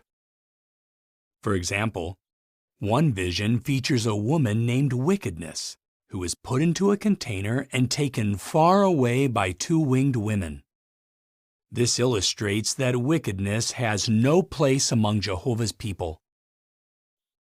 Chapters 7 and 8 urge God's people to turn from unjust treatment of the poor and to deal with one another in loyal love and mercy. Chapter 10 foretells Jehovah's turning his favorable attention to his repentant people. Zechariah also recorded several significant prophecies about the Christ. He indicated that the future king of God's kingdom would triumphantly enter Jerusalem on a donkey. Zechariah foretold God's true shepherd would be betrayed for 30 pieces of silver. Zechariah also foretold details about this messianic shepherd's death. Chapter 14 states that Jehovah forms a very great valley. This valley is for the protection of his people and results in a complete triumph of true worship.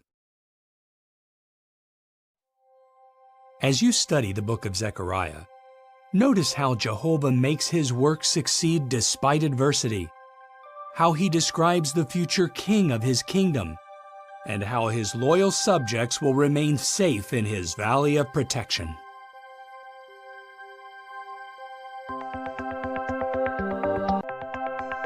An introduction to the book of Malachi. The prophet Malachi wrote this book in Jerusalem after the Jews returned from Babylon. He proved to be a fearless spokesman for Jehovah. Malachi completed writing his prophecy sometime after 443 BCE, many years after Haggai and Zechariah wrote their books, but about the same time Nehemiah wrote his book. About a century had passed since the first Jewish exiles returned to Jerusalem. The temple had been rebuilt, and the rebuilding of Jerusalem's walls was completed, but the nation still needed spiritual guidance. The book of Malachi has 4 chapters. In chapters 1 and 2, Jehovah denounces the priests for their corrupt practices. Jehovah calls them to account because they are offering him inferior animals for sacrifice. The priests have been negligent in teaching the people, who are unjustly divorcing their wives and marrying new wives from pagan nations, something that Jehovah hates. Chapter 3 indicates there would be a forerunner to the Messiah. The Messiah, or messenger of the covenant, will come to the temple to cleanse it. Jesus did this when he threw greedy merchants out of the temple. Did you know? Malachi mentions Elijah the prophet. However, Elijah had been long dead by the time Malachi wrote his prophecy. Jesus identified John the Baptizer as the Elijah that Malachi foresaw. In chapter 4, Malachi makes a prophetic reference to the Son of Righteousness, which highlights Jesus' role as mankind's Savior. As you read the book of Malachi, notice how Jehovah expects us to give him our best, how Jehovah hates unjust divorce, and how the messenger of the covenant, the foretold king of God's kingdom, supports true worship.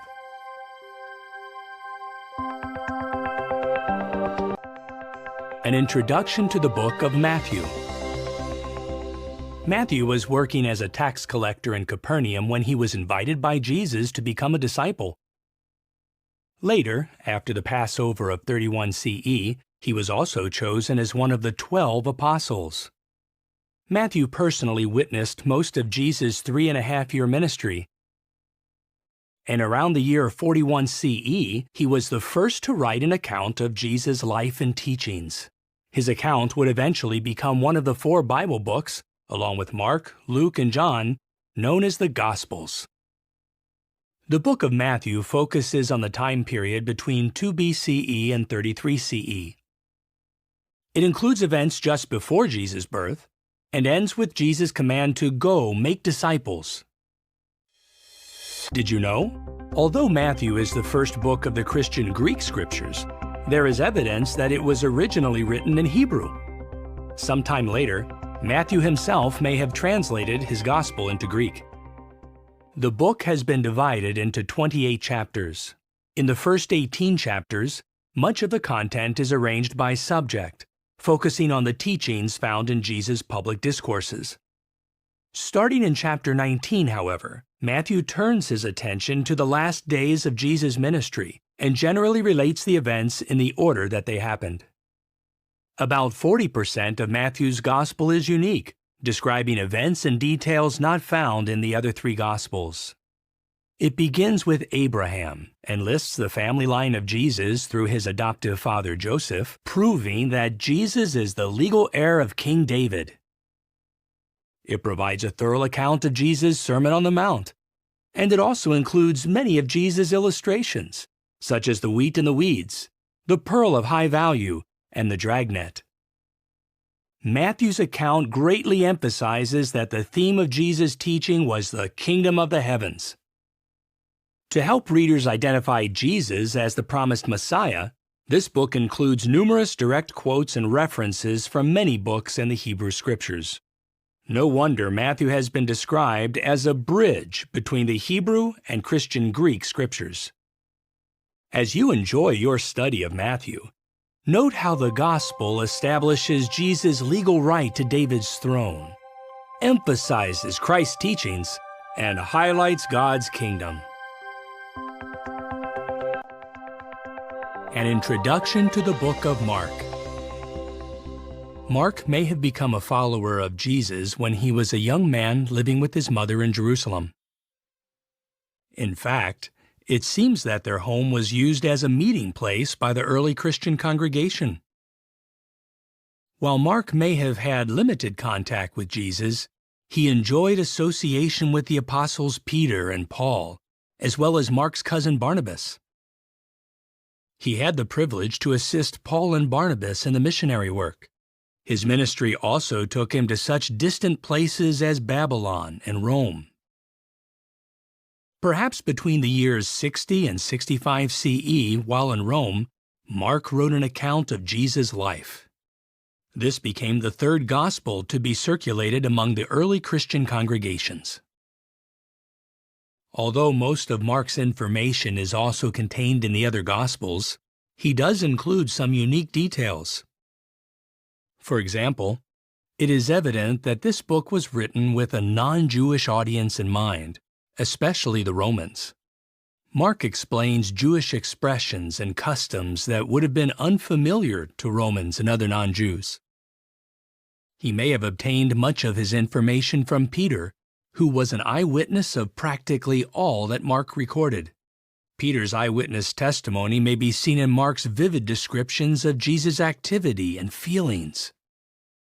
The book contains 16 chapters and is the shortest of the 4 Gospels. It covers the time period from 29 to 33 CE. Chapters 1 to 10 begin with John the Baptizer's ministry and Jesus' baptism in the Jordan River. Then Mark describes Jesus' exciting 3.5-year ministry. These chapters recount Jesus' selection of his apostles, many of his miracles, and examples of his tender care and concern for people. Chapters 11 to 15 outline Jesus' final week of activity leading up to his arrest and execution. Did you know? Mark was likely the young man who ran away, leaving his garment behind on the night Jesus was arrested.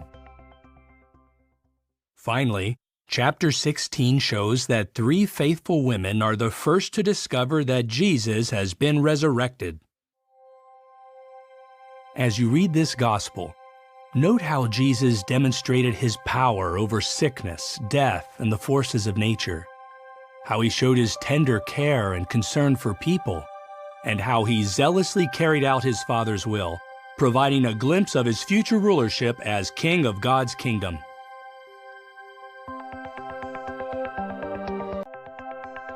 An introduction to the book of Luke. Luke was a physician.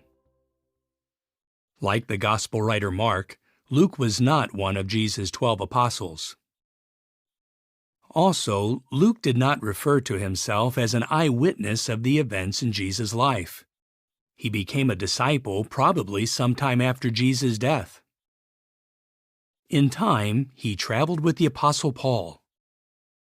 Luke's Gospel covers the time period from 3 BCE to 33 CE. He wrote in logical order, often chronologically. Nearly 60% of the material in this book is unique in comparison with the other Gospels. For example, at least 6 of Jesus' miracles are found exclusively in Luke's account.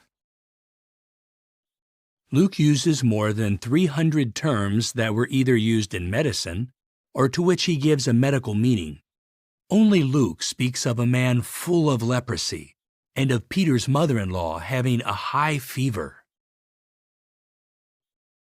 Luke likely wrote his gospel in Caesarea while Paul was imprisoned there, from about 56 to 58 CE.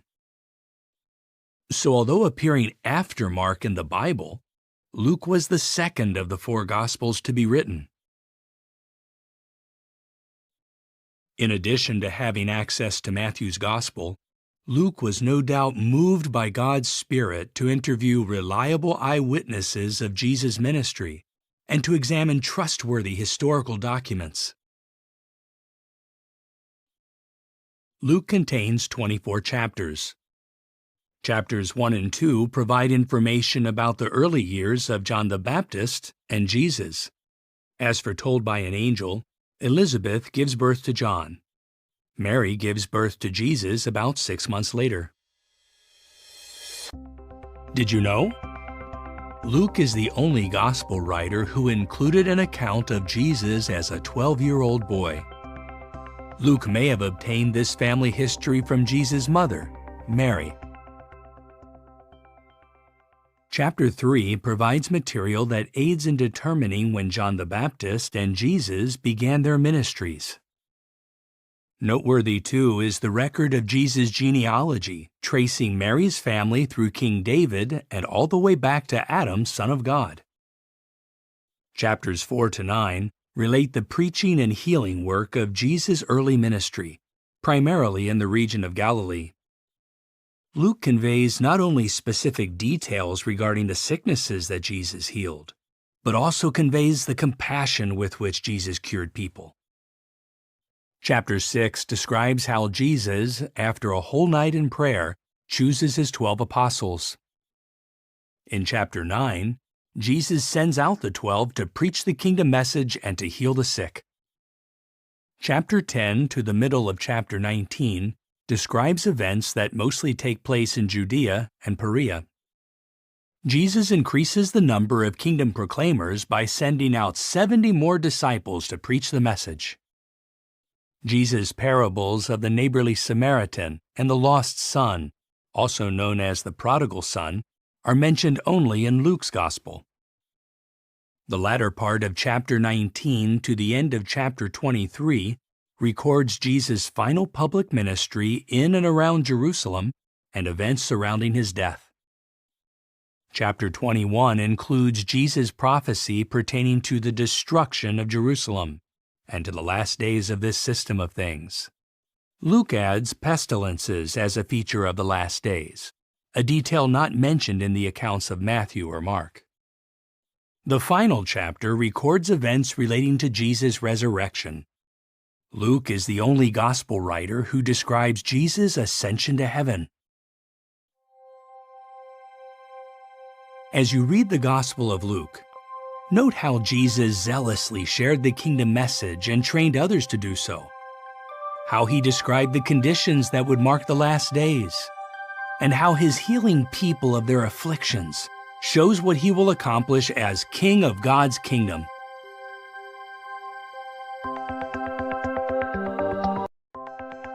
An introduction to the book of John. When he was a much younger man, John and his brother James were mending their fishing nets alongside the Sea of Galilee when Jesus invited them to be his followers. After the Passover of 31 CE, Jesus chose John as one of his 12 apostles. John was among Jesus' closest companions, and the disciple to whom he entrusted the care of his mother, Mary. The Gospel of John is the last of the 4 Gospels. It was written about 98 CE in or around Ephesus, nearly 65 years after Jesus' death. During those decades, Jesus' prophecy concerning the destruction of Jerusalem was fulfilled. It is said that 92% of this book contains material not covered in the other Gospels. John writes about love more than any other Gospel writer. The book of John contains 21 chapters. Chapter 1 reveals Jesus' role in the heavens before coming to earth. He is described as the one through whom Jehovah created all other things. Jesus is called the Word, highlighting his assignment as Jehovah's spokesman. Chapters 2 to 6 cover about 2 years of Jesus' ministry. Chapter 2 describes Jesus' first miracle at a wedding feast in Cana. When the wine ran out, he miraculously turned some 380 liters or 100 gallons of water into fine wine. Seeing this miracle strengthened the faith of Jesus' disciples. Chapter 6 reports how Jesus miraculously fed a crowd of about 5,000 men along with women and children. Chapters 7 to 12 cover the events following the Passover of 32 CE. Jesus travels to Bethany and resurrects his friend Lazarus. Although Lazarus had been dead for 4 days, he comes back to life at Jesus' command. Chapter 12 contains a description of Jesus' triumphal entry into Jerusalem. A large crowd greets him with the words, "Save, we pray you! Blessed is the one who comes in Jehovah's name, the King of Israel." Chapters 13 to 19 relate the events of just one day, Nisan 14, 33 CE. Jesus celebrates the Passover with his apostles in an upper room in Jerusalem. Did you know? We can find evidence in the book of John that supports the fact that Jesus celebrated 4 Passovers during his ministry. This provides one of the lines of evidence that his ministry was 3.5 years long. Showing great humility at the final Passover, Jesus performs the duty of a servant, washing the feet of his apostles. Later that evening, Jesus says, "I am giving you a new commandment, that you love one another, just as I have loved you." The commandment was new because it required that Christ's disciples show love to a greater degree. Chapter 17 contains Jesus' last prayer in the presence of his disciples. Later in the Garden of Gethsemane, Jesus fearlessly identifies himself to the soldiers who come to arrest him. Shortly thereafter, Jesus suffers death for all mankind. Chapters 20 and 21 relate how the resurrected Jesus appears to his disciples on various occasions. As you read the Gospel of John, note Jesus' love for mankind, his example of humility, and his identity as the Messiah, the King of God's kingdom.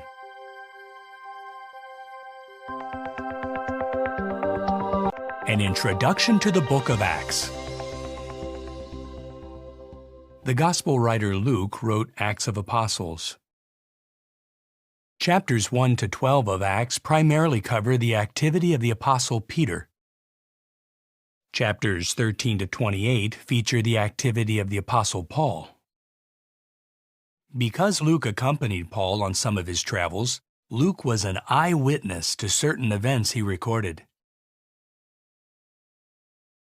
The book of Acts contains a detailed history of the beginnings of the Christian congregation and its rapid growth. The account commences about where Luke's gospel account ends. Acts covers a period of approximately 28 years, from Jesus' ascension to heaven in 33 CE to about 61 CE, while Paul is still under house arrest in Rome, awaiting the outcome of his appeal to Caesar. The Gospel of Luke and Acts of Apostles were written just a few years apart and were both addressed to the same individual, Theophilus. Did you know? When Luke wrote his Gospel account, he addressed Theophilus with the title Most Excellent, possibly indicating that Theophilus had been a prominent official. However, Luke does not use that title in Acts, which could suggest that he was writing to Theophilus as a mature Christian. Acts of Apostles contains 28 chapters. In chapter 1, Jesus tells his disciples that they will be witnesses of him to the most distant part of the earth. He then ascends to heaven. Chapter 2 records that 10 days later, on Pentecost 33 CE, Holy Spirit is poured out on about 120 disciples. Later that day, about 3,000 people are baptized. Chapters 3 to 9 relate early examples of how the disciples zealously preach and perform miraculous signs. Although they face strong opposition, they boldly continue to spread the Christian message. Stephen, an early Christian, is even murdered because of his faith. A man named Saul witnesses and approves of the execution of Stephen. However, not long after that, Jesus appears to Saul on the road to Damascus. Subsequently, Saul becomes a Christian and is later known as the Apostle Paul. Chapters 10 and 11 describe a period of peace enjoyed by the disciples. Jehovah uses the Apostle Peter to expand the preaching work to include Gentiles, or non-Jews. During this time of expansion, the term Christians is coined to identify Christ's disciples.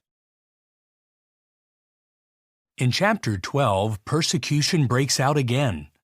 Herod puts the Apostle James to death and imprisons Peter, who is later released by an angel.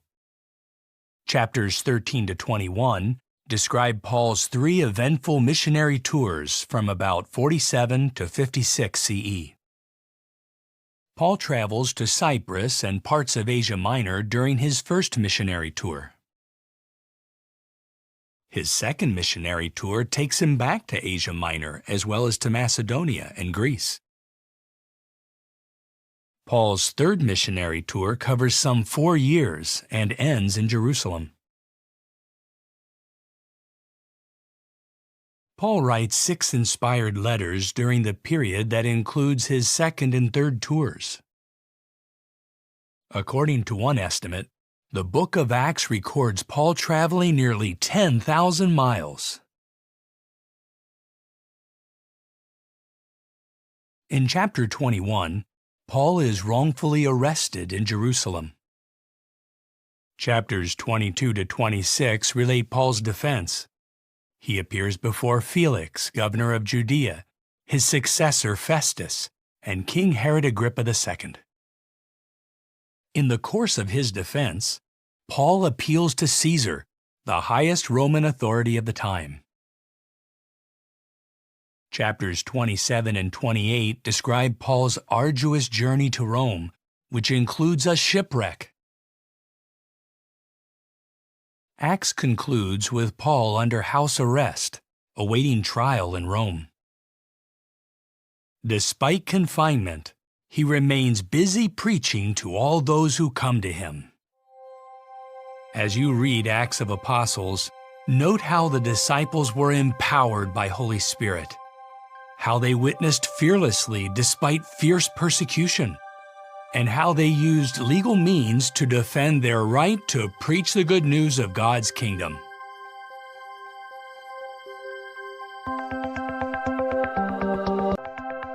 An introduction to the book of Romans. Romans is placed first in the listing of 21 letters in the Christian Greek scriptures. The Apostle Paul wrote 14 of these letters, including Romans. Likely in 52 CE, Paul embarked on his third missionary tour. While in Corinth in about 56 CE, Paul wrote to the Christians in Rome, a city that he had not yet visited. The letter to the Romans contains 16 chapters.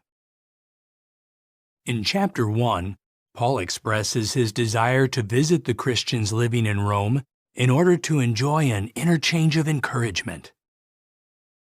He also explains that the world's ungodly conduct is inexcusable because God's invisible qualities are clearly seen in his creative works. Did you know? Paul used Tertius as his secretary to write this letter. The faithful sister Phoebe may have delivered this letter to Rome, or may have accompanied the person who did. In chapter 2, Paul highlights God's impartiality. Both Jews and Gentiles will be judged by the same standard. In chapters 3 and 4, Paul explains that Jehovah declares Jews as well as Greeks righteous by faith, and he uses the example of Abraham to illustrate the point. Abraham lived before the law was given to Moses, and before Jesus sacrificed his life. Nevertheless, God counted Abraham as righteous because of his outstanding faith. In chapters 5 and 6, Paul reasons that Adam sinned against God, and as a result, all humans have inherited sin and death. Relief is possible only through faith in Jesus and his sacrificial death. In chapters 7 and 8, Paul discusses how the Mosaic Law revealed what sin is, and why Christians are not under that law. In chapters 9 and 10, Paul explains that those who exercise faith, regardless of their nationality, can become God's spiritual children. In chapter 11, Paul uses the illustration of a cultivated olive tree. Jews who rejected the Messiah are compared to branches that are broken off. Branches from a wild olive tree, representing Gentile Christians, are grafted in their place.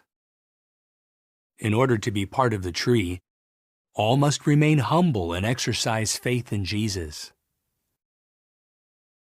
In chapters 12 and 13, Paul exhorts Christians to be peaceable with all, to love one another, and to respect governmental authorities. In chapters 14 and 15, Christians are counseled to stop judging one another, but rather to support those who are weak. In chapter 16, Paul concludes with words of encouragement and warm personal greetings, mentioning 26 individuals by name.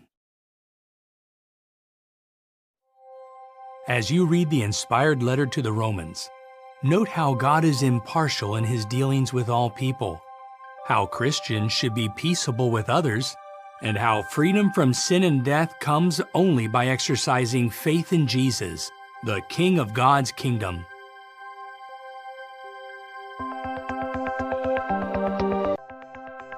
An introduction to 1 Corinthians. The Apostle Paul wrote this letter to the Christians living in the busy cosmopolitan city of Corinth. Paul stayed in Corinth during his second missionary journey and helped establish a congregation there. During his third missionary journey, evidently while in Ephesus, Paul received a letter as well as disturbing reports about the congregation in Corinth. It was about 55 CE when Paul wrote to the Corinthians to address these matters. 1 Corinthians contains 16 chapters. In chapters 1 to 4, Paul corrects the Corinthians' divisive thinking and exhorts them to be united. Paul reasons that it is unimportant who plants or who waters, because God makes things grow. In chapters 5 and 6, Paul addresses the serious matter of sexual immorality. There is an unrepentant wrongdoer among them. This man must be removed to protect the congregation. The congregation is urged to flee from sexual immorality. Chapter 7 provides balanced counsel regarding both singleness and marriage. In chapters 8 to 10, we learn that sometimes we should lovingly refrain from doing what we may have a right to do, so that we do not stumble others or hinder people from accepting the good news. Did you know? The Isthmian Games were held every 2 years near Corinth.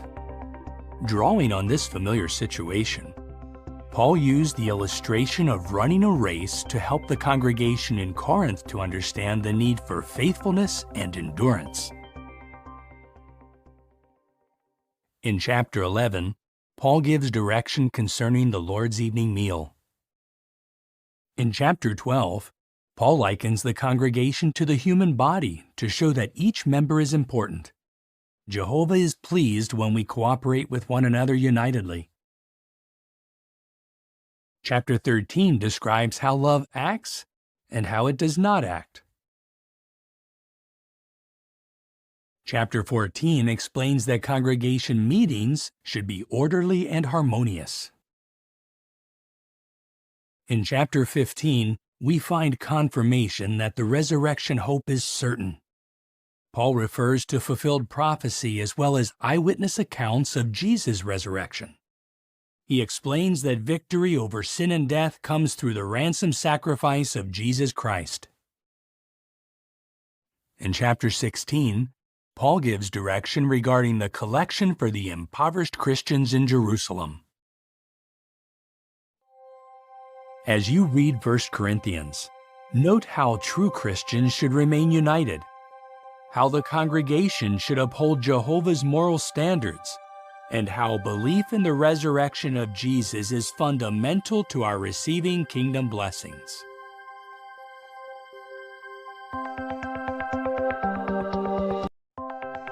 An introduction to 2 Corinthians. Paul wrote his second inspired letter to the Corinthians some months after the congregation received his first. Titus had been sent to Corinth to assist in the collection for the brothers in Judea, and possibly also to observe the Corinthians' reaction to Paul's first inspired letter to them. When Titus left Corinth, he traveled to meet Paul. Because Titus brought a good report, Paul rejoiced and wrote to the Corinthians yet again. 2 Corinthians has 13 chapters. In chapter 1, Paul refers to Jehovah as the Father of tender mercies and the God of all comfort, who comforts us in all our trials. In chapter 2, Paul reassures the congregation of his love for them, mindful of the strong counsel he gave them in his first inspired letter. The wrongdoer who had been expelled from the congregation has now changed his ways and should be forgiven and welcomed back. In chapter 3, Paul writes that being adequately qualified as ministers comes from God. Chapter 4 describes the ministry of the new covenant as a treasure in earthen vessels. Although we are simply imperfect earthen vessels, the message we preach can bring everlasting life to us and to those who listen to us. In chapter 5, Paul states, "The love the Christ has compels us." We cannot accept the extraordinary love of Christ without feeling compelled to live for Him. His love motivates us to imitate His example. Chapter 6 explains that fellowship between one who is a true Christian and one who is not would be an uneven yoke. It could result only in harm to the Christian's faith. Chapter 7 contrasts godly sadness with the sadness of the world. Godly sadness results when a person sees wrongdoing as a sin against God. This moves the person to seek forgiveness and turn from his wrong course.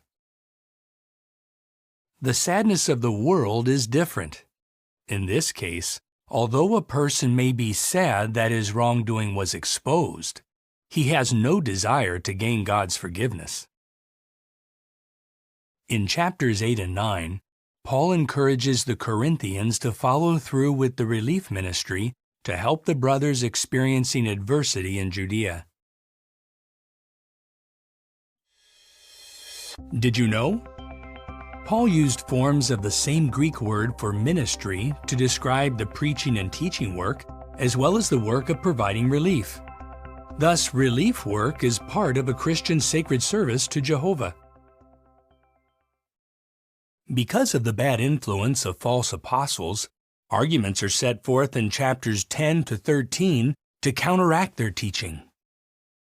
Paul reminds the congregation that scriptural truth can overturn strongly entrenched doctrines, practices, and attitudes that reflect imperfect human wisdom.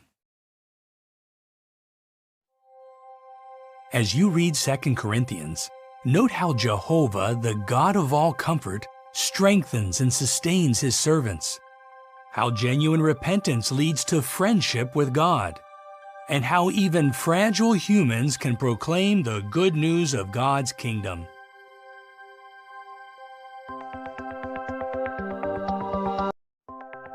An introduction to the book of Galatians. The Apostle Paul wrote this letter during or after his second missionary tour, either from Corinth or from Syrian Antioch. Although he usually used a secretary to write his letters, Paul himself wrote the letter to the Galatians. Galatians was written about 50 to 52 CE. Did you know? Galatia was the Roman province that occupied the central portion of what is now known as Asia Minor. The Galatian congregations to whom Paul wrote may have included the ones in Pisidian Antioch, Iconium, Lystra, and Derbe. Paul used this letter to counteract the work of false teachers who were asserting that observance of the Mosaic Law was an essential part of true Christianity. The letter to the Galatians has 6 chapters. In chapter 1, Paul relates his own experience of conversion from Judaism to Christianity. He reminds the Galatians that what he has taught them came through a revelation by Jesus Christ, and that they should not deviate from it. In chapters 2 and 3, Paul reasons that works of law cannot make one righteous. He calls the law a guardian that led people to the Christ. It is faith in Jesus that makes one righteous. Paul identifies Abraham's spiritual offspring as Christ and those who are heirs with Christ. The Galatians, though, are in danger of becoming enslaved to the teachings of men, Paul warns in chapters 4 to 6. In chapter 4, Paul introduces a symbolic drama using the example of Hagar and Sarah and their children, Ishmael and Isaac. Hagar and Ishmael correspond with enslaved earthly Jerusalem and her children or citizens. Sarah and Isaac correspond with the Jerusalem above, the heavenly part of Jehovah's organization, and her children, the Spirit-anointed and free sons of God. That freedom, however, should not be used as an excuse to pursue a sinful course, Paul cautions. He contrasts the works of the flesh with the fruitage of God's Spirit, and he teaches that we reap what we sow. As you read the letter to the Galatians, note how Christians can be declared righteous only by means of faith, how those who display the fruitage of God's Spirit reap benefits, and how Abraham's spiritual offspring are identified as Christ Jesus and the joint heirs of his everlasting kingdom.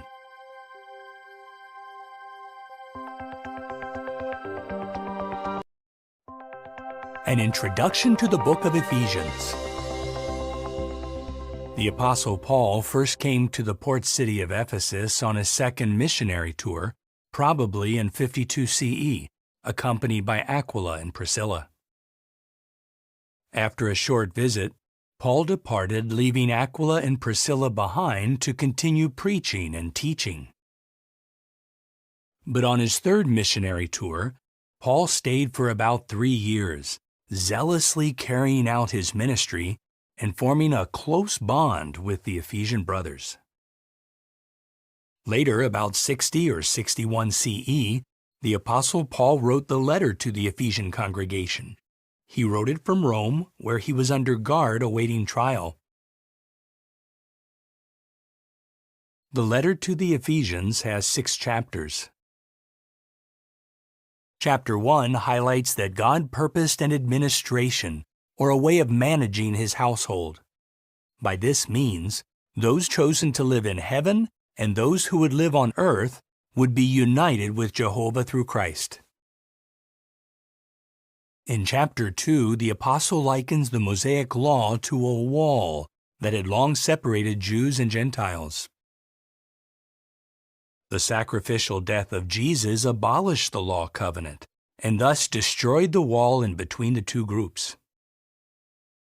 In chapter 3, Paul mentions the sacred secret of the Christ and explains that it is God's will to include non-Jews among the relatively small number of humans who are called to reign with Christ in heaven. Did you know? The city of Ephesus was famous for a huge temple dedicated to the goddess Artemis. As related in Acts chapter 19, silversmiths of Ephesus had a lucrative business selling small silver shrines of Artemis. During his roughly 3-year stay in Ephesus, Paul had exposed as wrong the use of images in worship. As a result, a number of people in Ephesus abandoned their idolatry and became believers. Because of that, those making and selling such idols became infuriated and caused a riot. In chapter 4, the Ephesians are counseled to put away the old personality, according to their former conduct, and to put on the new personality, in harmony with Jehovah's will. In chapter 5, Paul encourages the Ephesians to go on walking in love.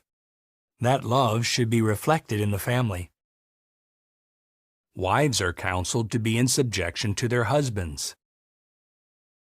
Husbands are counseled to continue loving their wives, just as the Christ also loved the congregation. In chapter 6, Paul uses an illustration about armor and urges the Ephesians to put on the complete suit of spiritual armor. Doing so will help them to remain faithful despite all difficulties. As you read the inspired letter to the Ephesians, note how we must put on the new personality according to Jehovah's will, how we should put on the complete suit of spiritual armor, and how Jehovah purposed to unite Jews and non-Jews as heirs with Christ in the kingdom.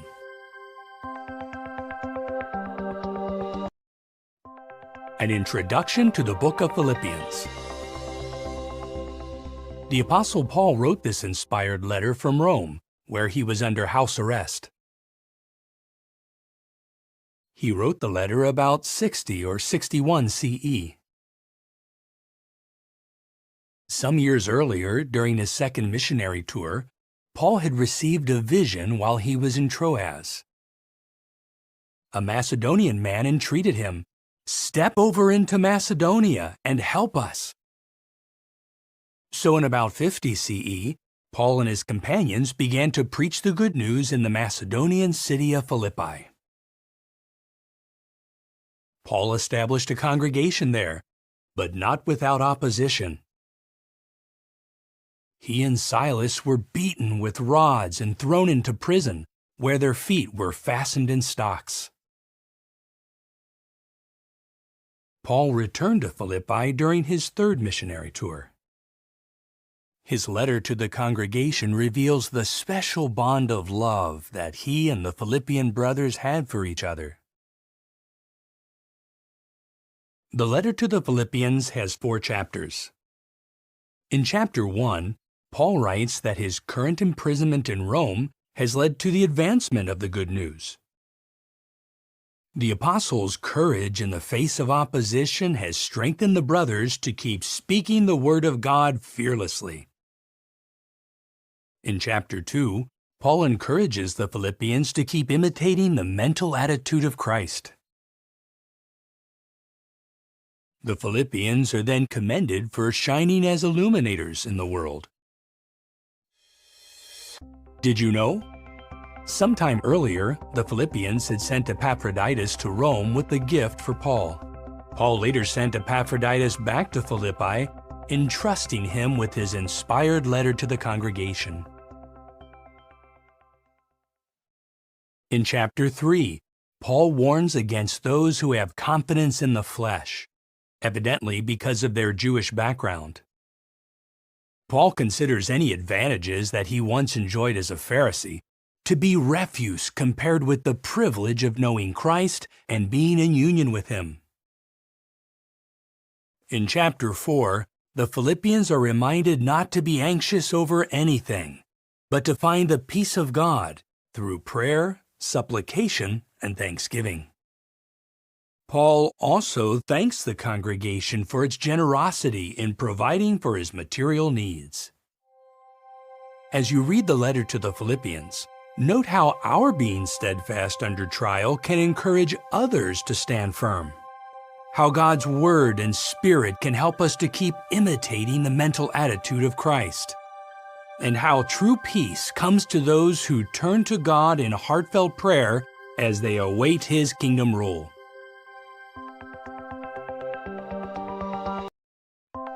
An introduction to the book of Colossians. The Apostle Paul wrote this inspired letter in Rome around 60 or 61 CE. This was during his first imprisonment there while he was under house arrest. Paul's letter to the Colossians indicates that he had not visited Colossae. Evidently, the congregation there was the fruitage of the work of Epaphras. Still, Paul knew several members of the congregation, including Apphia, Archippus, and Philemon, to whom he also wrote an inspired letter. Sometime after the congregation was founded, false teachers tried to mislead the Colossian Christians with deceptive philosophies. Epaphras traveled many hundreds of miles from Colossae to Rome to give a report on the congregation to Paul. The letter to the Colossians has 4 chapters. In chapter 1, Paul expresses his desire that the Colossians continue to grow in accurate knowledge of God. Paul then describes God's Son as the image of the invisible God, the firstborn of all creation, and the one through whom all other things were created. Christ is also the head of the congregation. In chapter 2, the apostle warns the Colossians about those who are promoting philosophies and the observance of the Mosaic Law. Paul stresses that the Mosaic Law has been erased and taken out of the way. God had figuratively nailed it to Christ's torture stake. Did you know? At Colossians 4:10, Paul mentions Mark, the cousin of Barnabas. For a short time, Mark, also called John, accompanied Paul and Barnabas on their first missionary tour. But Mark left them and may have returned home to Jerusalem, which disappointed Paul. About 12 years later, however, Mark was in Rome as Paul's co-worker. Clearly, any breach between the two had been healed. In chapter 3, Paul encourages the congregation to go on seeking the things above, where the Christ is seated at the right hand of God. The apostle also exhorts the Colossians to strip off the old personality, to clothe themselves with the new personality, and to continue forgiving one another freely. In chapter 4, Paul tells the Colossians to persevere in prayer along with thanksgiving. He also writes, "Let your words always be gracious, seasoned with salt, so that you will know how you should answer each person."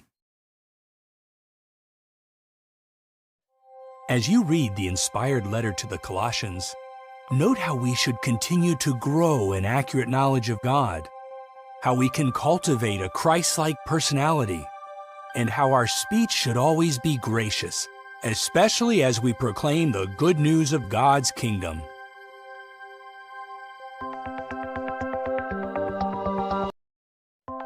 An introduction to 1 Thessalonians.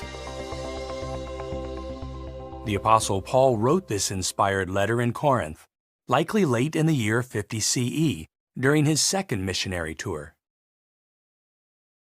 Sometime after arriving in Thessalonica, Paul preached in the synagogue for 3 Sabbaths.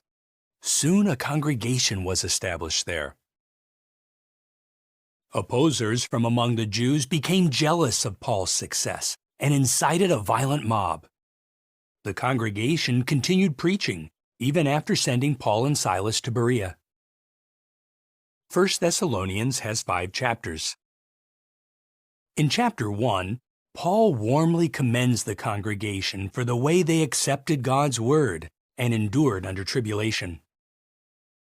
He informs them that their example of perseverance has become known to the congregations in Macedonia and Achaia.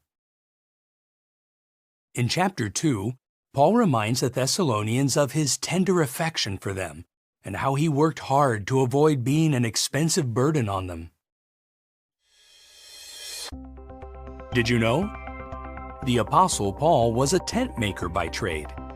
He may have done this work to cover his expenses in Thessalonica. In chapter 3, Paul writes that he had sent Timothy to Thessalonica to build up their faith. Now Timothy has returned to Paul with good news of their spiritual prosperity. In chapter 4, Paul comforts those who have lost loved ones in death. Jesus' resurrection is a guarantee that those sleeping in the grave will rise. In chapter 5, Paul describes future events that will lead to the destruction of God's enemies during Jehovah's day. He calls those who live by God's standards sons of light, in contrast with those who reject God's standards. He advises the congregation to stay spiritually awake, to make sure of all things, to pray constantly, and to encourage one another. As you read the first inspired letter to the Thessalonians, note how our perseverance in the face of opposition can encourage others, how the resurrection hope comforts and strengthens those who have lost loved ones in death, and how Jesus Christ, the King of God's kingdom, will destroy all of God's enemies.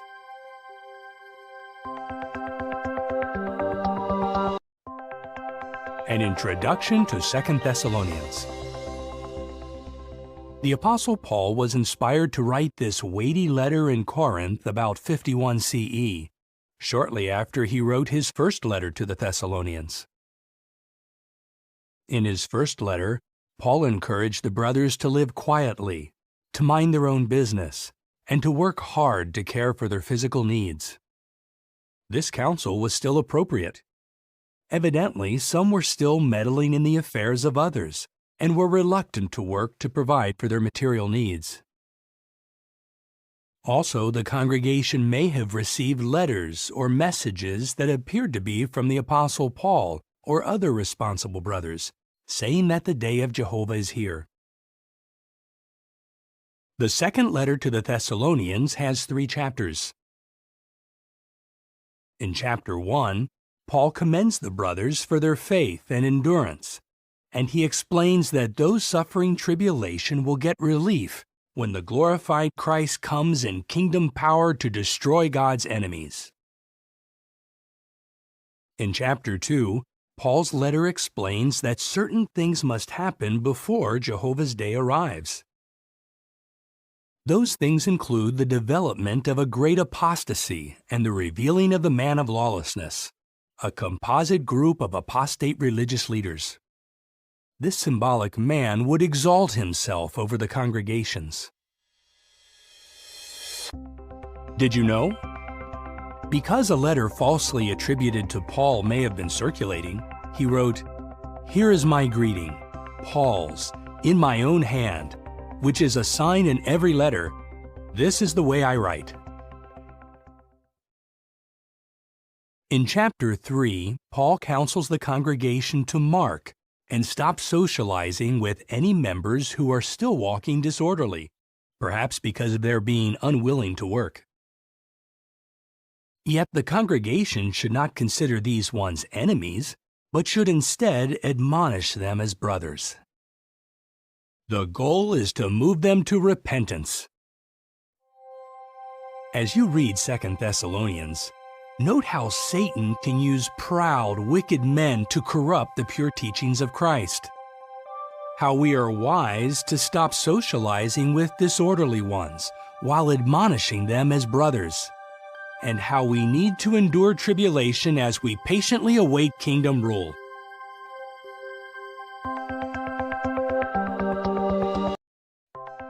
An introduction to the book of 1 Timothy. The Apostle Paul's first letter to Timothy was written from Macedonia about 61 to 64 CE. Paul indicates that Timothy was in Ephesus at the time.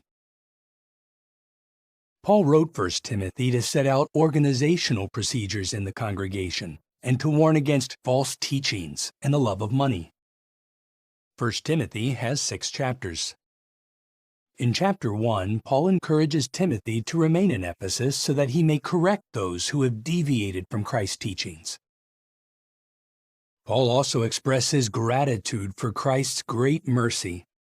Even though Paul had persecuted the Christian congregation, Jesus considered him faithful by assigning him to a ministry.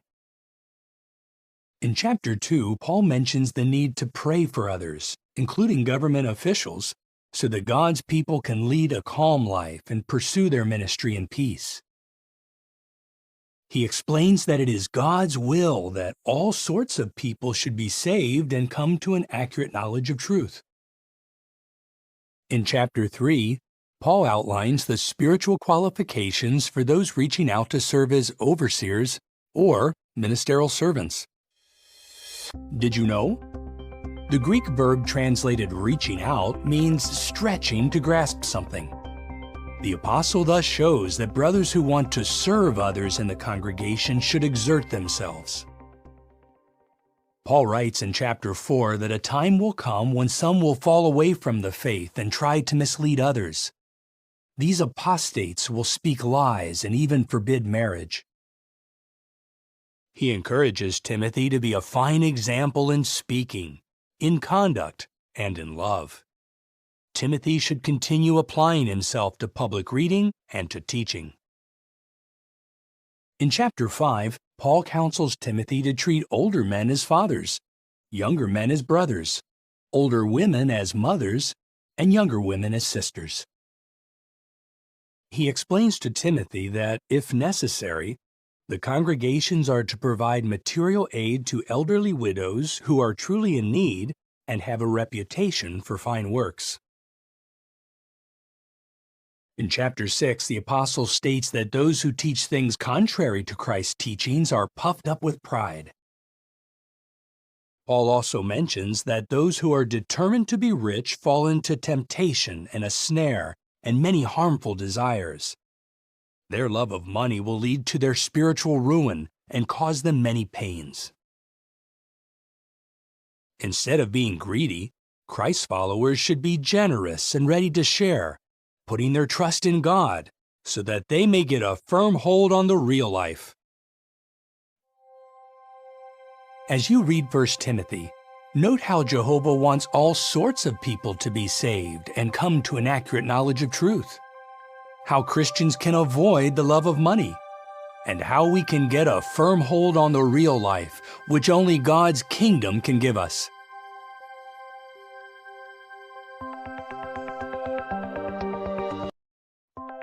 An introduction to 2 Timothy. This letter was written by the Apostle Paul in Rome about 65 CE.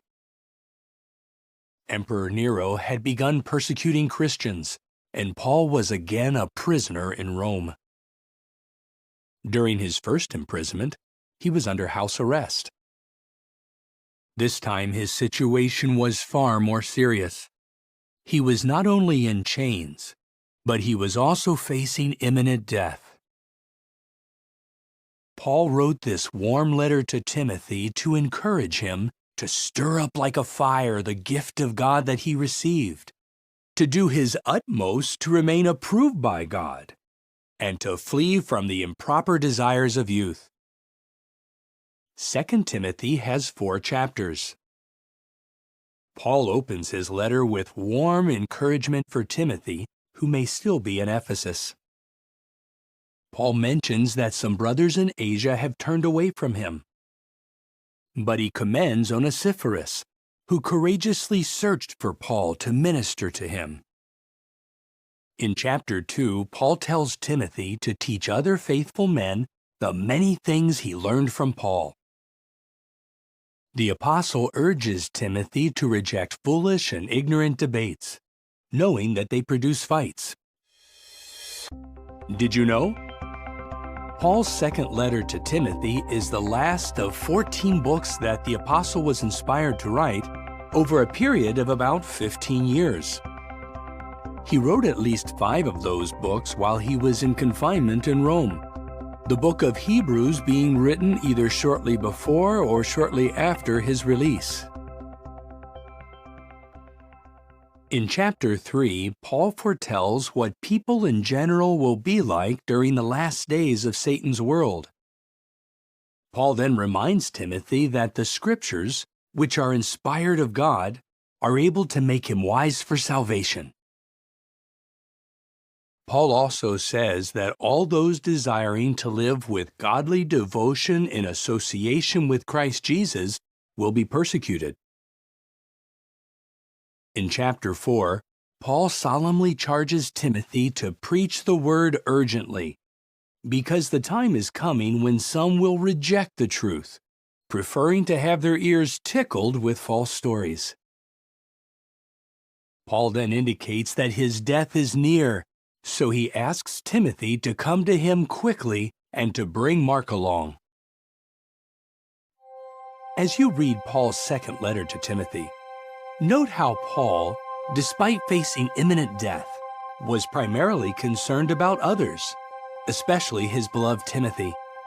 How all those desiring to live with godly devotion will be persecuted, and how, like Paul and Timothy, we should fully accomplish our ministry as we keep our focus on God's kingdom. An introduction to the book of Titus. The Apostle Paul's inspired letter to Titus was written about 61 to 64 CE. Paul may have written it in Macedonia sometime after his first imprisonment in Rome. Evidently, after his release, Paul served with Titus in Crete. After the apostle left, Titus remained. Titus had a difficult assignment in Crete. As a whole, the people there had a reputation for dishonesty, laziness, and gluttony. Those bad traits had influenced some in the congregation.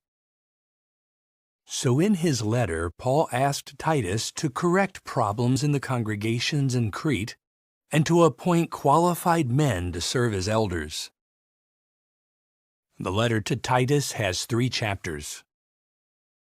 Chapter 1 sets out the spiritual qualifications for congregation elders. Paul then tells Titus to reprove with severity those who try to mislead their brothers. The deceivers include rebellious men, profitless talkers, and those who insist on adherence to circumcision. In chapter 2, Paul sets out many of the fine qualities that should be displayed by Christian men and women, including slaves. Paul encourages Titus by telling him to speak and act with full authority, adding, "Do not let anyone look down on you."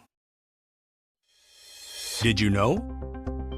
As shown by Titus' record as a Christian overseer, he could be entrusted with delicate and difficult assignments. He was courageous, firm, loving, and evidently a good organizer. Paul was confident that Titus would do a fine job in Crete. In chapter 3, Paul tells Titus to remind the Christians in Crete to obey the secular authorities, to be reasonable, not quarrelsome, and to display mildness toward all.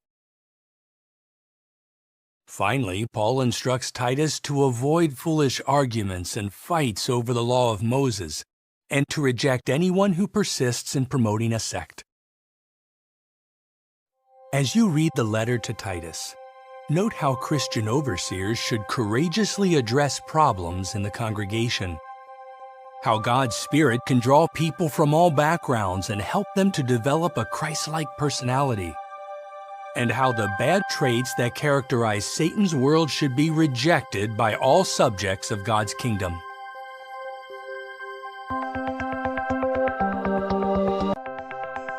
An introduction to the book of Philemon. Paul wrote this letter primarily to his friend and spiritual brother Philemon, who lived in the city of Colossae in Asia Minor.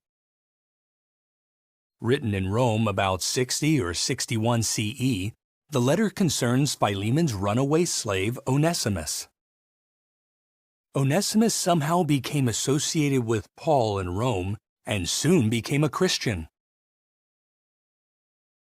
The letter to Philemon has just 25 verses.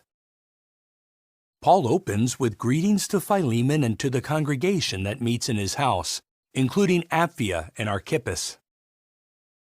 Paul tells Philemon that Onesimus, once considered a useless slave, is now a valuable spiritual brother, so much so that Paul would like Onesimus to stay for some time in Rome.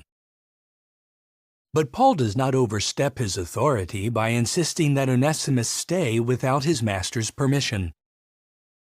So Paul sends Onesimus back to Philemon, who lives more than 1,400 kilometers away.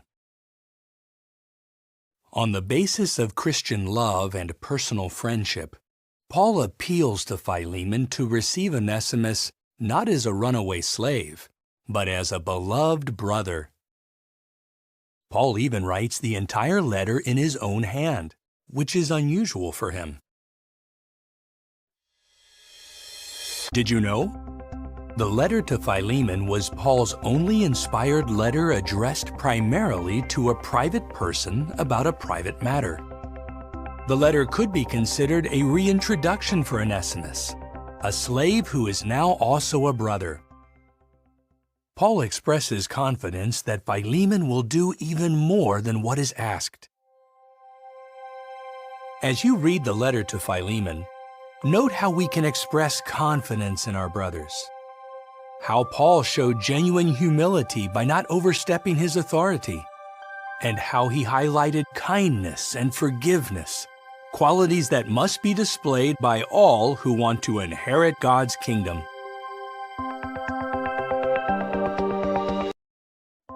An introduction to the book of Hebrews.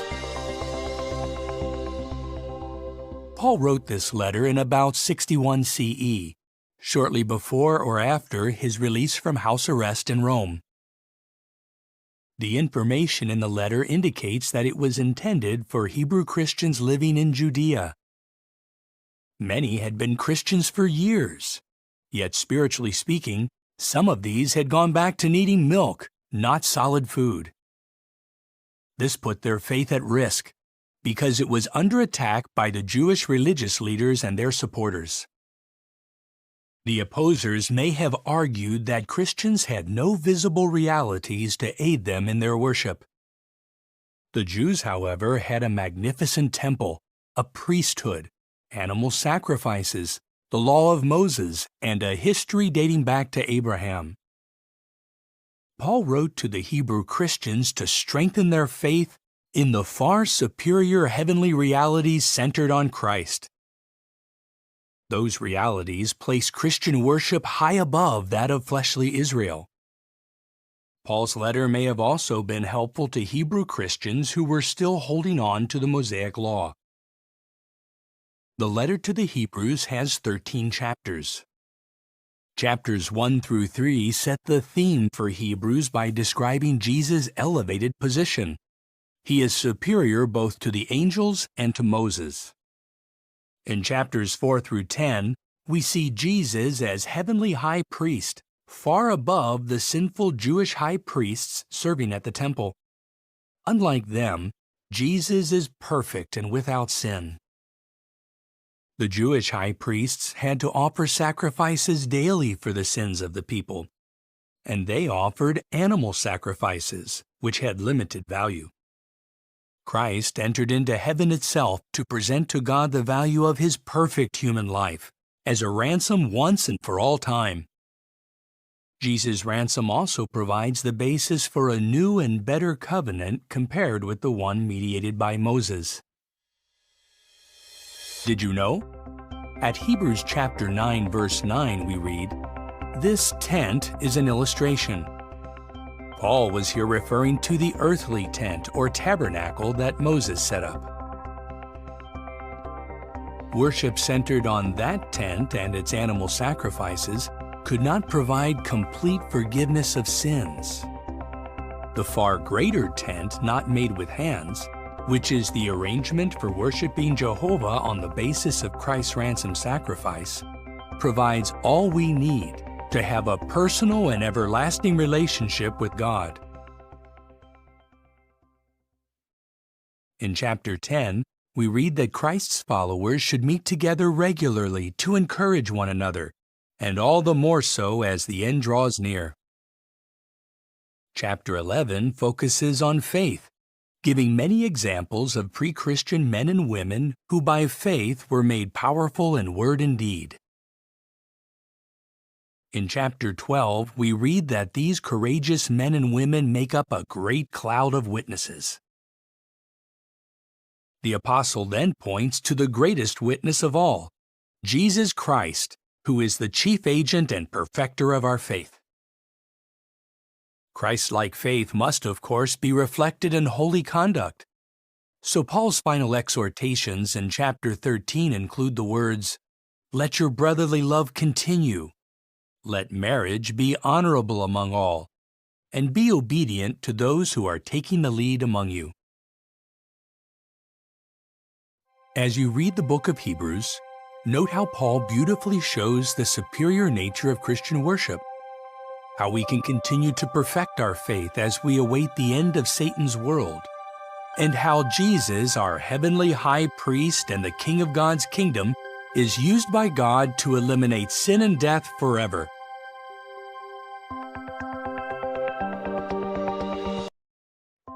An introduction to the letter of James. There is strong evidence that the James who wrote this inspired letter was Jesus' half-brother. James wrote the letter before 62 CE. He was living in Jerusalem at the time. The letter stresses the need to display faith and endurance amid trials, to avoid sins that lead to divine disapproval, and to prove our faith by our works.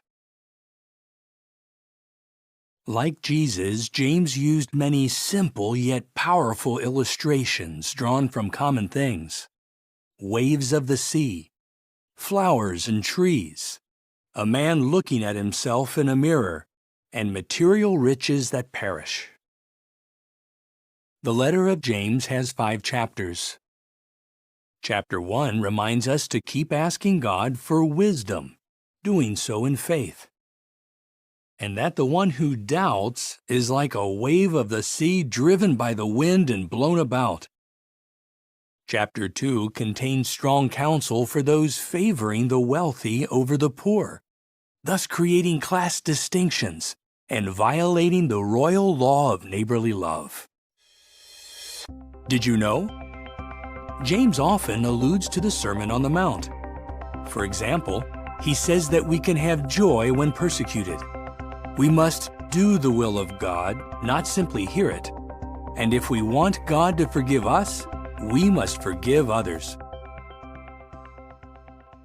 In chapter 3, James uses a variety of comparisons to illustrate our need to control our tongue. Especially is this true of teachers of God's Word. James compares the tongue to such things as the bridle of a horse, the rudder of a ship, a fire, and a spring of water.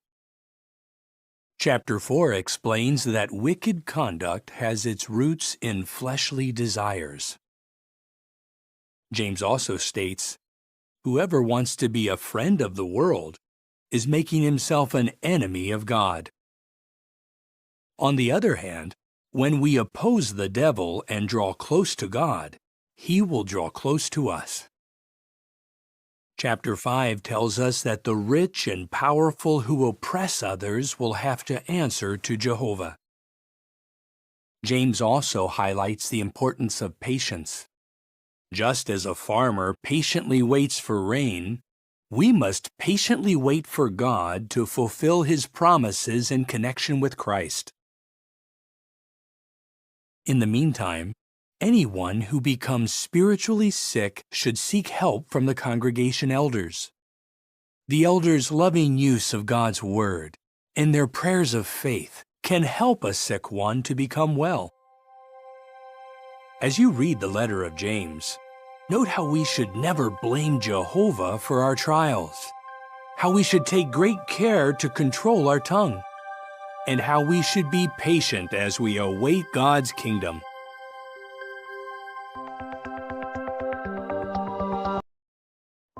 An introduction to 1 Peter. The Apostle Peter identifies himself as the writer of his 2 inspired letters, 1 and 2 Peter. Peter wrote his first letter from Babylon about 62 to 64 CE. Peter used Silvanus, also known as Silas, as his secretary. Silvanus was likely the Silas who was earlier associated with the Apostle Paul. Peter addressed his first letter to anointed Christians in Pontus, Galatia, Cappadocia, Asia, and Bithynia. Christians in those lands were experiencing many trials. 1 Peter has 5 chapters. In chapter 1, Peter reminds his anointed brothers of their new birth to a living hope based on the resurrection of Jesus Christ. By remaining faithful, they will gain the reward of the unfading inheritance reserved for them in heaven. So they need to brace up their minds for spiritual activity and guard against fleshly desires. In chapter 2, the apostle calls Jesus' anointed followers a holy nation and a royal priesthood that shares things with others. In chapter 3, we read that wives should be in loving subjection to their husbands, just as Sarah was to Abraham. Husbands, in turn, should show honor to their wives. Did you know? In his first letter, Peter quotes from at least 6 Bible books: Genesis, Exodus, Leviticus, Psalms, Proverbs, and Isaiah. By quoting God's Word, Peter imitated Jesus and set a fine example for us. In chapter 4, the apostle emphasizes the need to live for God's will in imitation of Christ, even if this means suffering fiery trials. He also says that we should be vigilant with a view to prayers. In chapter 5, Peter appeals to his fellow elders to be selfless and humble shepherds of God's flock. He then encourages all to throw all their anxieties on God because He cares for them. As you read 1 Peter, note how we should brace up our minds for activity, how husbands and wives should treat each other, and how we should be willing to endure trials as we wait for God's kingdom to come.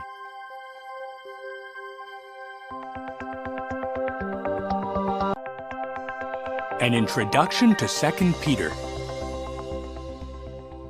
The Apostle Peter identifies himself as the writer of his two inspired letters, 1 and 2 Peter.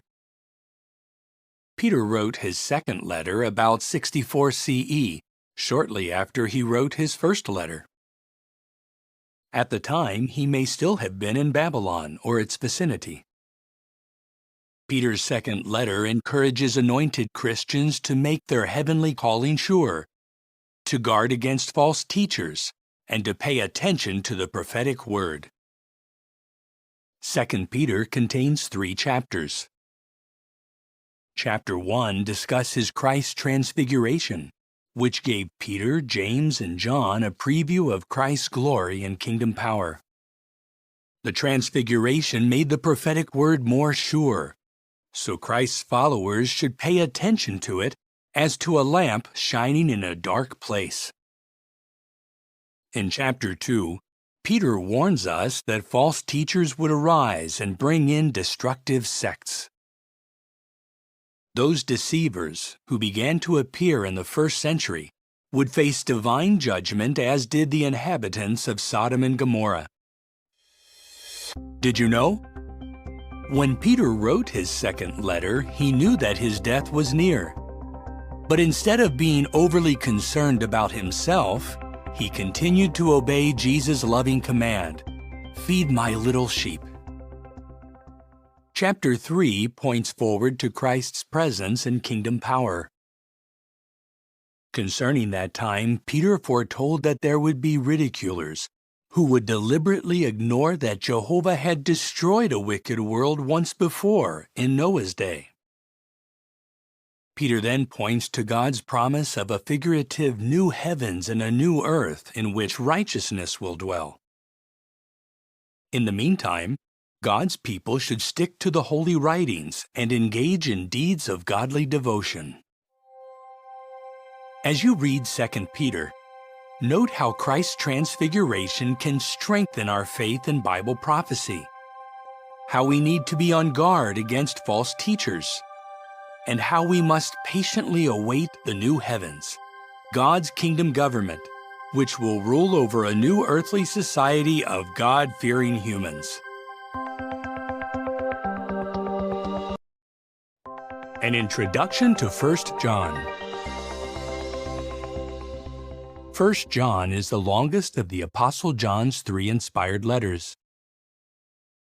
John was likely in or near Ephesus when he wrote his letters in about 98 CE. He also wrote his gospel account at about the same time.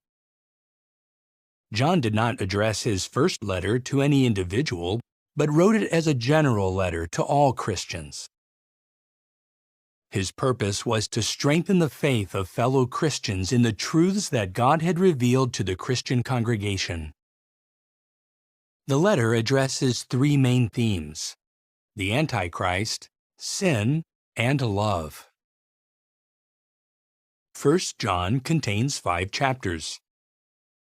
In chapter 1, John tells us that God is light and that Christians must walk in the light.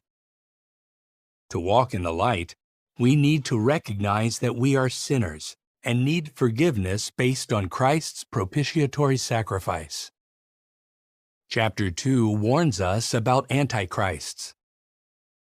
Among other things, they claim that Jesus was not the Christ and that the Son of God had not come in the flesh.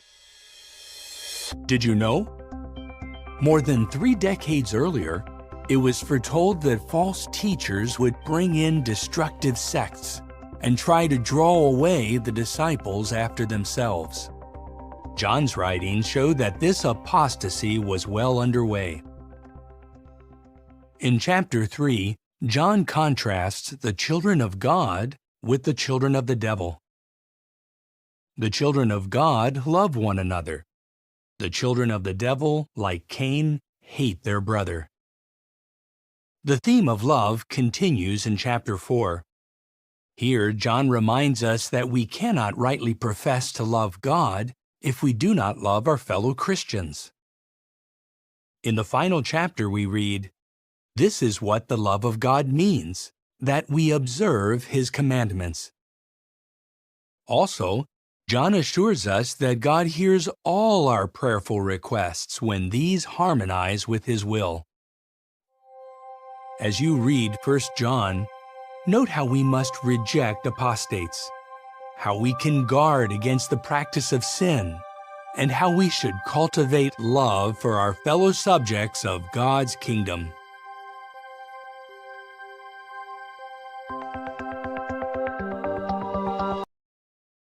An introduction to 2 John.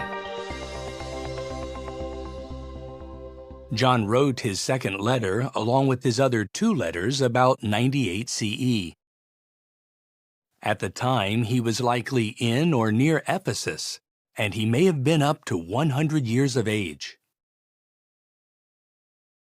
John introduces his letter with the words, "The older man to the chosen lady and to her children." Some think that the chosen lady may have been a Christian congregation or a spiritual sister named Kyria, which is Greek for lady. Many points in John's second letter summarize thoughts from his first letter. For example, John again mentions the need for Christ's followers to love one another. He also states, "This is what love means, that we go on walking according to God's commandments." The apostle then warns that many deceivers have gone out into the world. These antichrists claim that the Christ did not come in the flesh. Did you know? At 2 John 10 and 11, John adds to the instruction in his first letter concerning anyone who pushes ahead of Christ's teaching. John states, "Do not receive him into your homes or say a greeting to him." John's second letter glows with his love for his anointed brothers. He wants them to obtain a full reward, which includes the privilege of ruling with Christ in his kingdom. As you read 2 John, note how the elderly apostle expressed love for his brothers, how he desired that they go on walking according to God's commandments, and how those who stand firm against apostasy will have the privilege of inheriting God's kingdom.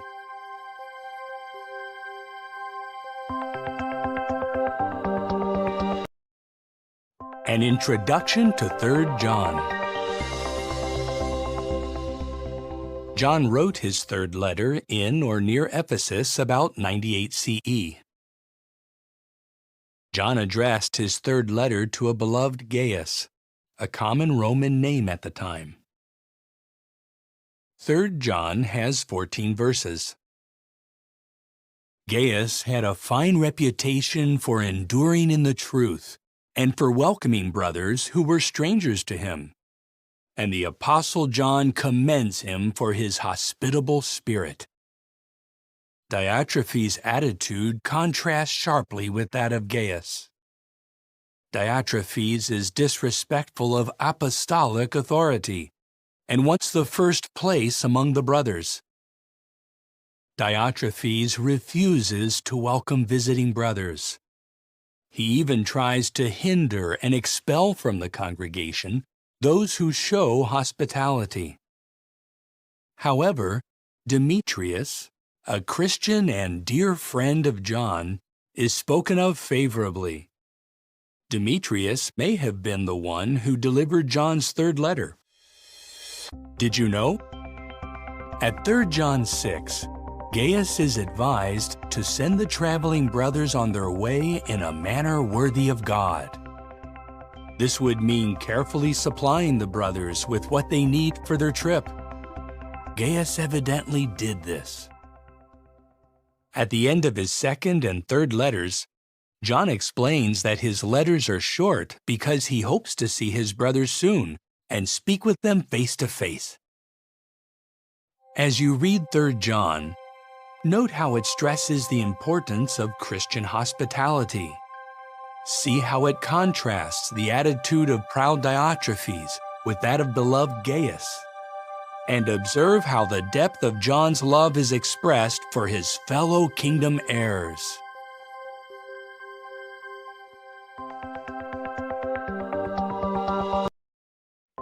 An introduction to the book of Jude. The Jude or Judas who wrote this inspired letter was evidently the same Judas named as a half-brother of Jesus Christ. Jude wrote his letter about 65 CE, likely from his Jewish homeland. At the time, a threatening situation had developed. Immoral, animalistic men had begun to slip into the congregation. So Jude stressed the need for Christians to put up a hard fight for the faith. The letter of Jude has 25 verses. In verse 5, Jude reminds us that Jehovah, after delivering his people from Egypt, destroyed the Israelites who showed a gross lack of faith. Likewise, verse 7 says that Sodom and Gomorrah and the cities around them are a warning example by undergoing the judicial punishment of everlasting fire.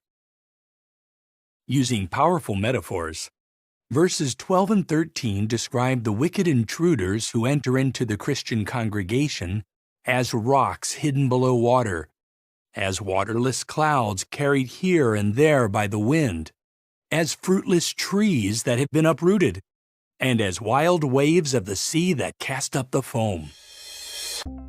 Did you know? Jude's letter has information not found elsewhere in the Bible. Jude alone mentions the Archangel Michael's dispute with the devil over Moses' body. And only Jude mentions Enoch's prophecy that God, using myriads of angels, would execute judgment against the wicked.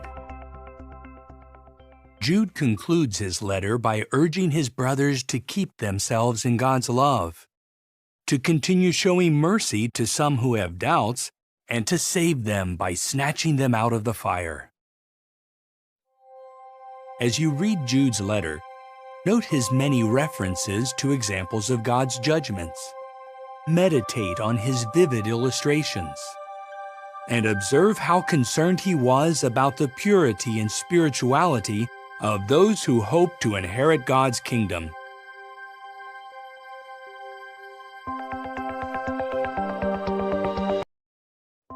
An introduction to the book of Revelation. Revelation was written by the Apostle John about 96 CE while he was in exile on the island of Patmos. The book of Revelation is closely linked to the first book of the Bible, Genesis. Genesis tells us how paradise was lost. Revelation tells us how paradise will be regained.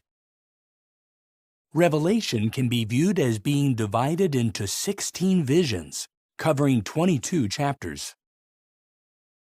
In chapters 1 to 3, John is told to write messages to 7 congregations, which are in Ephesus, Smyrna, Pergamum, Thyatira, Sardis, Philadelphia, and Laodicea. In chapters 4 and 5, John sees a vision of Jehovah on his throne. God hands a scroll sealed with 7 seals to the Lamb, who is the glorified Christ. In chapter 6, Jesus breaks open 6 of the seals. As he breaks open the first 4 seals, 4 symbolic horsemen ride forth. The rides of the last 3 result in war, famine, and death. In chapter 7, John observes 4 angels holding back the winds of destruction until all spiritual Israelites are sealed. The apostle also sees an innumerable, multinational crowd that has come out of the Great Tribulation. Did you know? At Genesis 3:15, God foretold that the offspring of a symbolic woman would crush the head of the serpent that induced Adam and Eve to rebel against God. Revelation exposes that original serpent as Satan the devil, who used a snake to incite the rebellion in Eden. The symbolic woman's offspring proved to be primarily the Messianic King Jesus Christ. Others were foretold to rule with him in heaven. Revelation says that these co-rulers would number 144,000. In chapters 8 and 9, the Lamb opens the 7th seal. John sees 7 angels with 7 trumpets. The trumpet blasts announce expressions of God's judgment on mankind. In chapters 10 and 11, a strong angel gives John a little scroll, which he is commanded to eat. John is then told to measure the temple sanctuary, after which he observes the experiences of God's 2 witnesses. Then the 7th angel blows his trumpet, and loud voices announce, "The kingdom of the world has become the kingdom of our Lord and of his Christ." In chapter 12, John observes the birth of a son who is quickly taken away to God and to his throne, and the hurling of Satan and his angels to the earth. Then, in chapter 13, John sees fearsome beasts that dominate mankind. Chapter 14 shows the Lamb standing on Mount Zion with the 144,000. In chapters 15 and 16, 7 angels pour out God's anger on the earth by means of 7 golden bowls. Here we learn that God's great war against the nations will be fought at a symbolic place called Armageddon. Chapters 17 and 18 describe a drunken prostitute called Babylon the Great, who is riding a scarlet-colored wild beast. However, the beast, with its 10 horns, turns on the prostitute and devastates her. In chapter 19, John sees Jesus and his heavenly armies annihilate the wicked. The final 3 visions contained in chapters 20 to 22 describe the abyssing of Satan, the 1,000-year reign of Christ, the earthly resurrection, and the everlasting destruction of both human and spirit rebels. John also sees the glorious New Jerusalem and a river of water of life flowing out from the throne of God and of the Lamb. The banks of the river are lined with trees of life. As you read the book of Revelation, note how the complete fulfillment of God's promise at Genesis 3:15 is described in prophetic visions. See how God, by means of Christ, will remove all wickedness. And see how Jehovah's will is going to be done forever on earth as it is in heaven, thanks to God's kingdom.